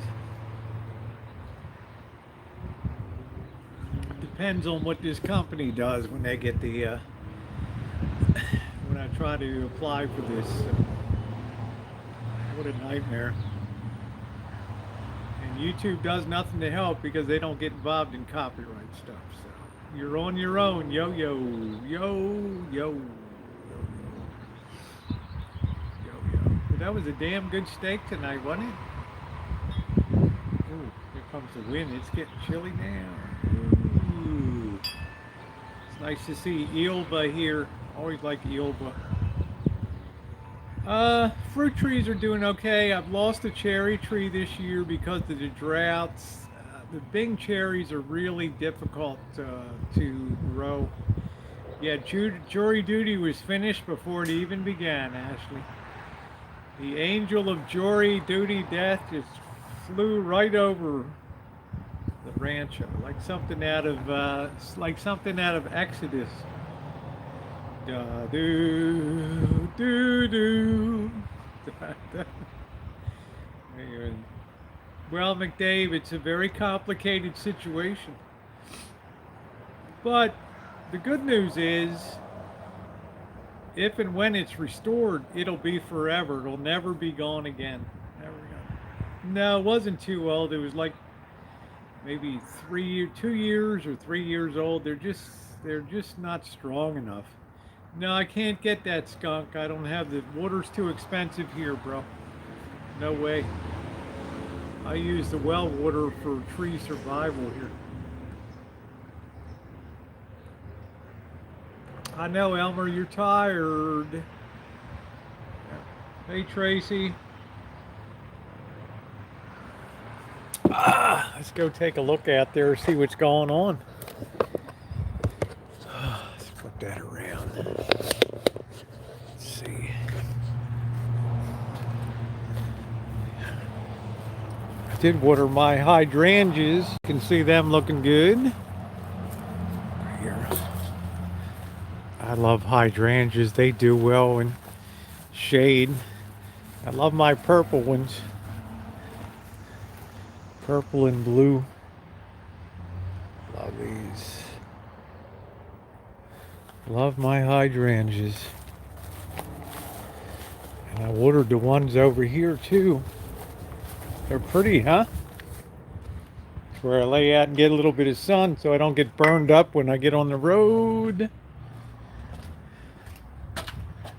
Look at those colors over there. Isn't that amazing? Beautiful. Let's go to the back. Thank you, Yilva. They're not as worn, they're not as sexy as my Daisy Dukes, but they're good quality and they'll give me good use. And I won't attract a lot of undue attention in Mexico and other places. So let's go back here. I had to repair the fence back here. Get that new board in. It's a lot for me to take care of. I got to saw up the rest of that branch. Look at how this stuff just comes down all the time. This damn non-fruiting mulberry tree. It's a pain in the ass. Always something. Pain in the ass. Another month or so, apples will be ready to go.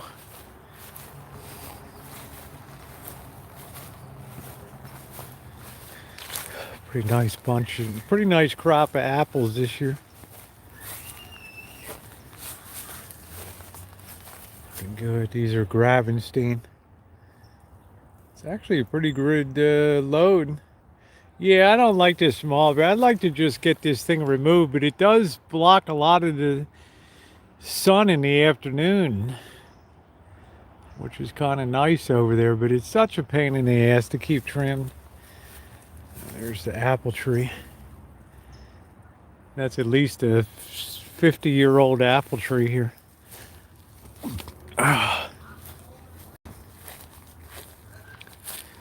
Here's the fig tree. Probably have some fall figs. Figs bear twice in a season, but they get very, very unruly figs.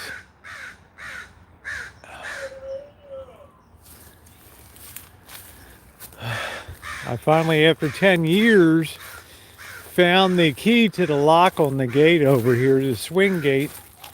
Yeah, I got a big place here for the city. That's why the city of Santa Rosa has a hard-on for it. So I replaced that with a new lock. There. And a nice swing gate. That's another alternative for pulling in a RV. Now I found that. It's a lot to take care of. I'm always replacing boards. This guy's too lazy to maintenance man at this apartment house. So I've got kids kicking in boards. They want a party. So I just replaced that board. And I just have this thing propped up. This probably won't make it another rainy season. Damn crows.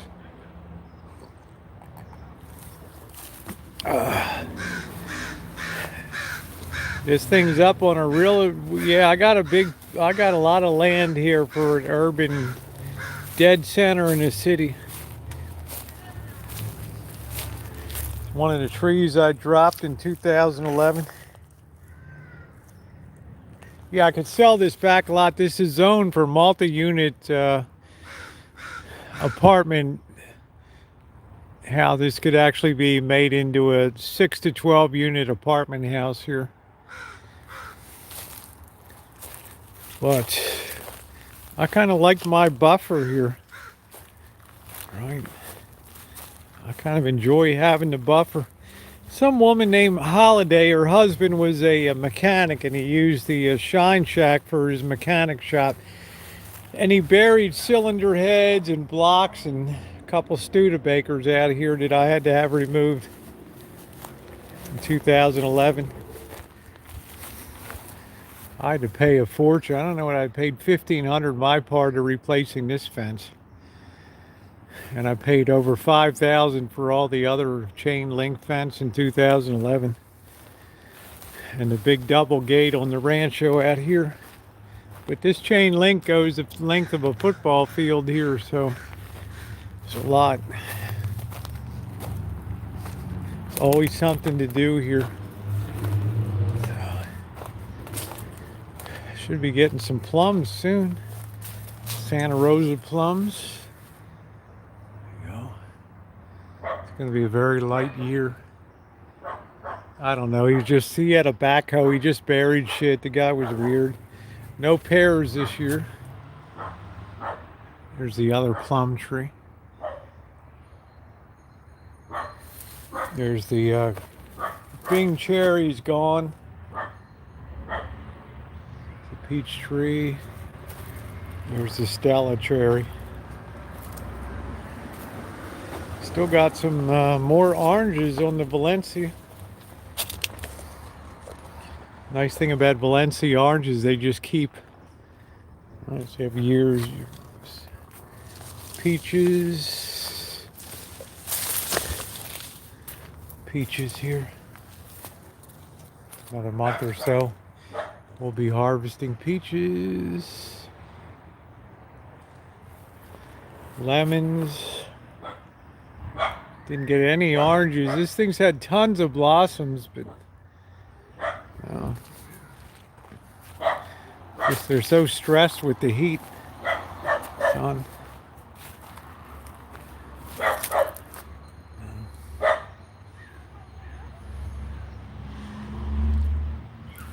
And this is the persimmon tree.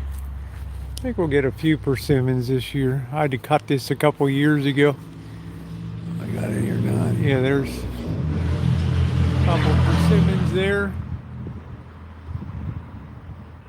They'll be ready in December. So there's my pumpkins I grew myself. I never want to get rid of them.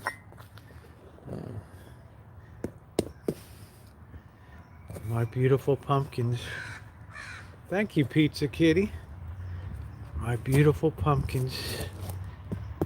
I grew them myself. Boy.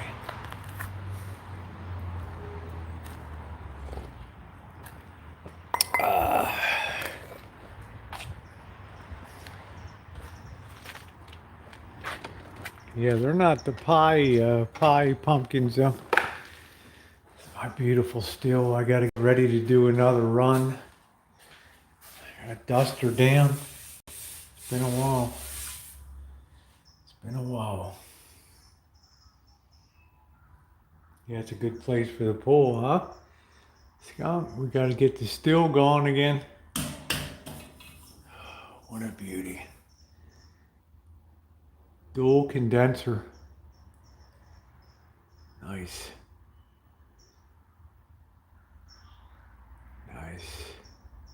I don't know, babbling. It's just like the big problem here is I've been getting rid of some of this food too.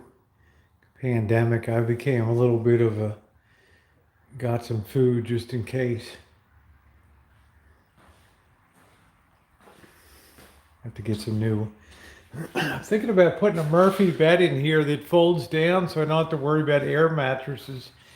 You know, a Murphy bed between these two, you know, like a queen bed that just folds down right here and then goes up into the wall when it's not used.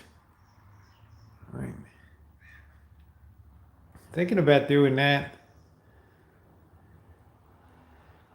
This fan needs to be cleaned off. Wow. Yeah, this was a hell of a job. One woman drywall. Can you believe I hung all this drywall myself? No lift, no nothing. The damn inspector's like, are you kidding me?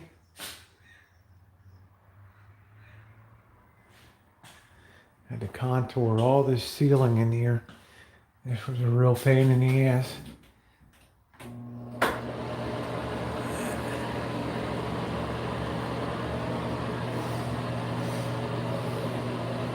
But people like to stay here. The guests enjoy it. Winter time, it's got a heater. You can pop one in here. Nice heater. I thought of everything. Oh, California inspections. The guy was good. He came in and just said, "There's no need for me to come back every step. Just come, call me back when you're done." He just said the quality of your work, the level finish, the level 3 finish that you give on your drywall, you can't even see any seams here. He's just like, no, you don't need to. Your electrical work is excellent. You can see all the videos. All the plumbing, laying in the mortar base for the shower, all that, all the electrical. People come, I just flip on the hot water here.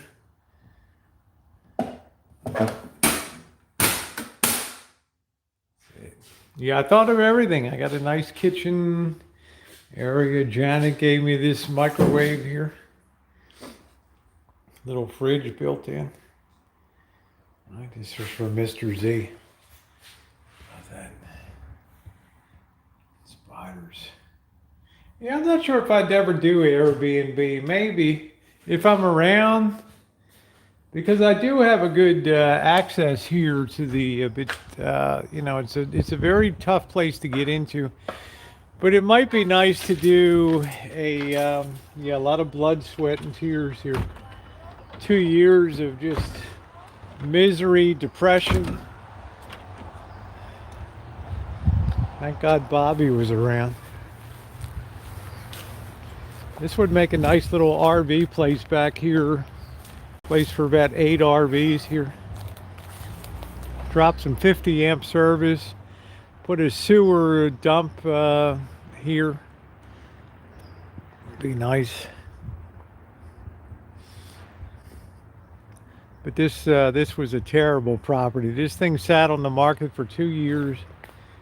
People would pull up with the real estate agent. They'd be like, "Are you kidding me?" They wouldn't even get out of the car. It was so bad.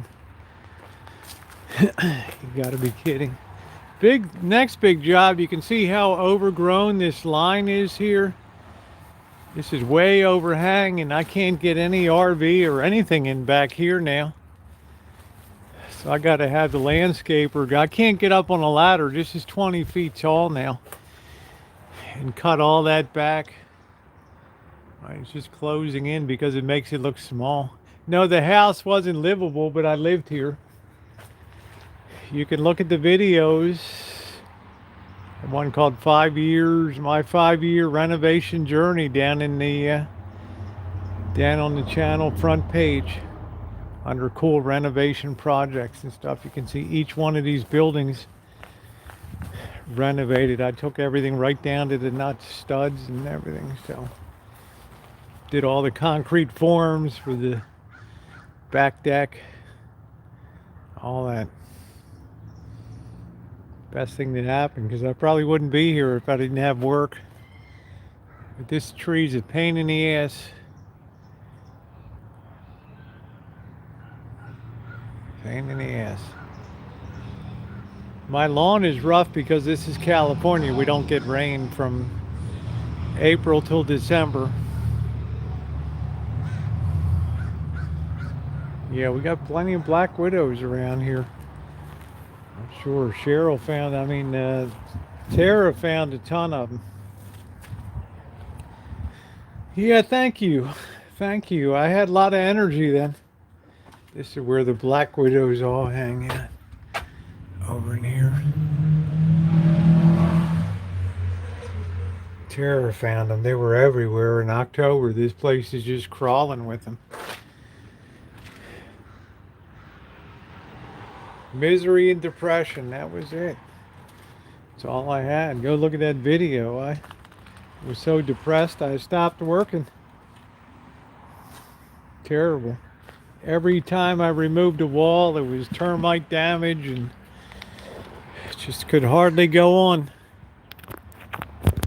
You know?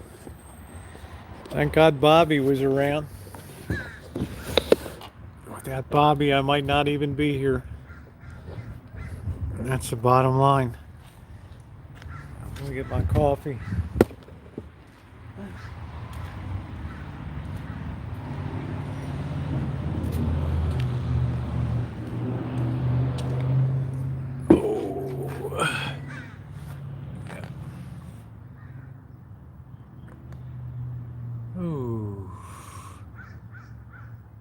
use that for laying out and getting some sun so I don't get burned up when I get down to Vegas or a place like that. Keep a little sun on myself. What the hell is wrong with this thing? Yeah, this patio, that's the thing that when Missy Jen got here, she stepped out on that back deck and she saw all this green out here and she's like, wow, that back deck. She was so damn happy. Oh, she was just like, wow. Yeah, thank you, Winter. I call it the Rancho tongue-in-cheek, but it's a lot for me to take care of. Yeah, there you go, babbling. Yep. That's it. Hey, Derbeat, how you doing? Thank you, Ashley. So I bought it for a song. Definitely paid to stay. Yeah, that's cool, Ashley. I always welcome people to come to the Rancho. Especially if they're nice people. It's all good. All good.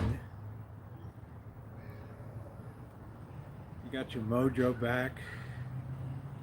Yeah, I wish I was retired, Derbeat. I'm not. Theoretically, I was supposed to retire going into 2020, and that never happened because I got called in March, April. Because a lot of people quit. They didn't want to be in a hospital during the pandemic, so they called the old war horse from Baltimore back in. And I basically worked through the pandemic. And now people don't want to go back to work. Young people don't want to work for $25 an hour. All right, so, hey, Russ, thank you. Yeah, North is like, can I book a week? Yeah, I'd like to meet you, North.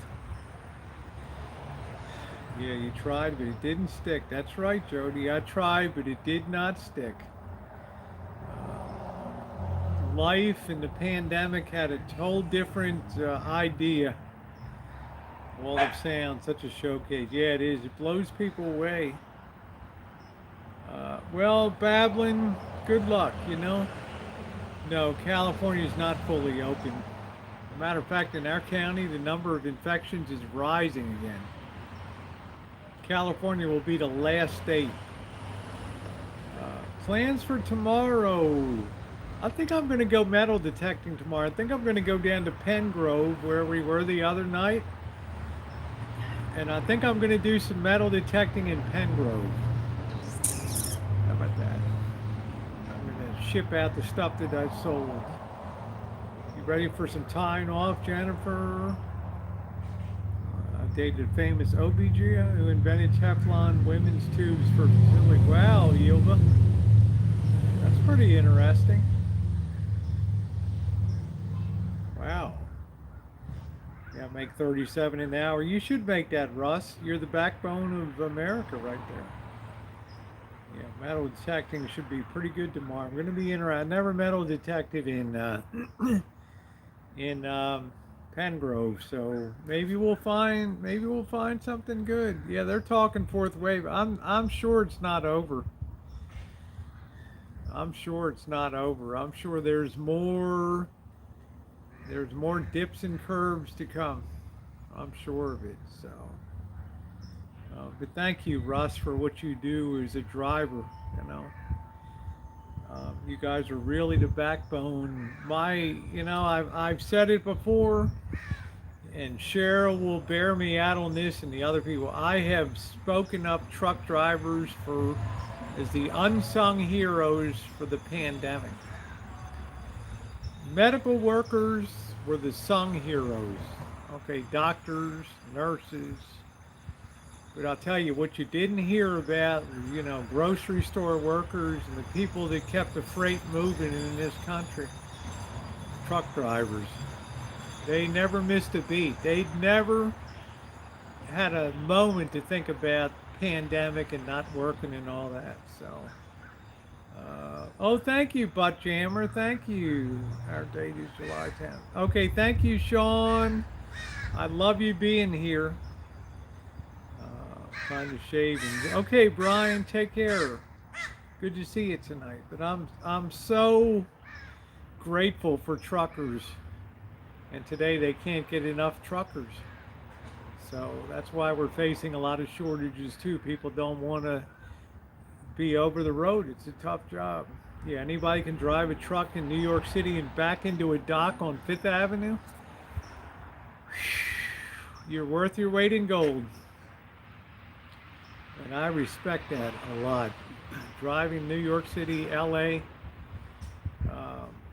yeah, anybody can do that. Imagine driving down Fifth Avenue in rush hour in New York with a delivery.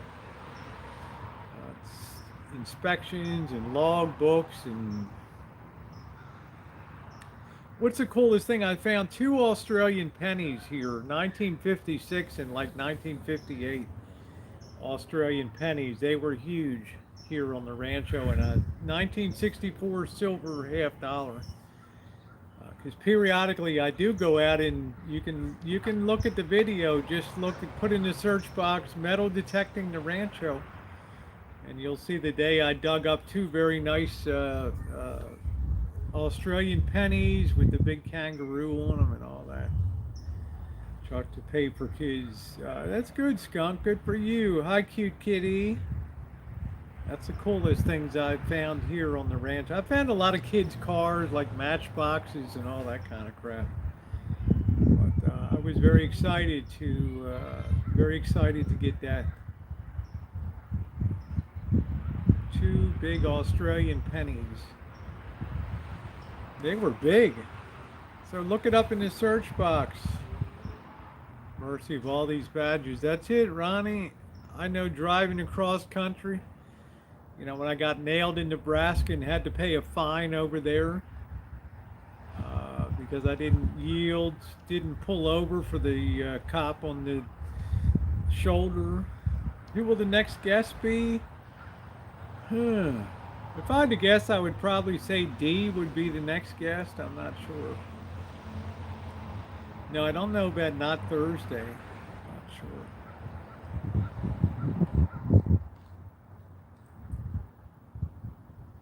No, I've never been to the Grand Canyon. No, never been there.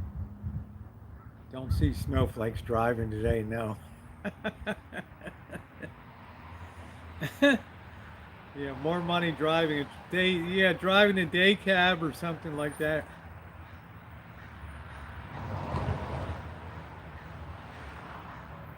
Yeah, remember that hailstorm? You remember that, Lee Marie? Yeah, so Dee's working hard now. He doesn't have the time that he used to. You know, he's making money. Unfortunately, he got that lemon of a Nissan. It's really tearing him up. No, I don't know the kangaroo song. Gotta go one day. It's just, yeah, I'm sure.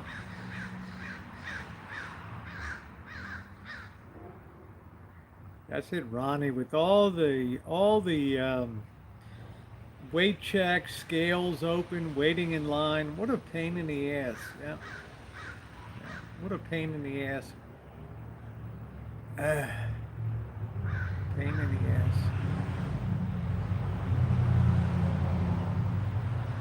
Just not enough people have appreciation.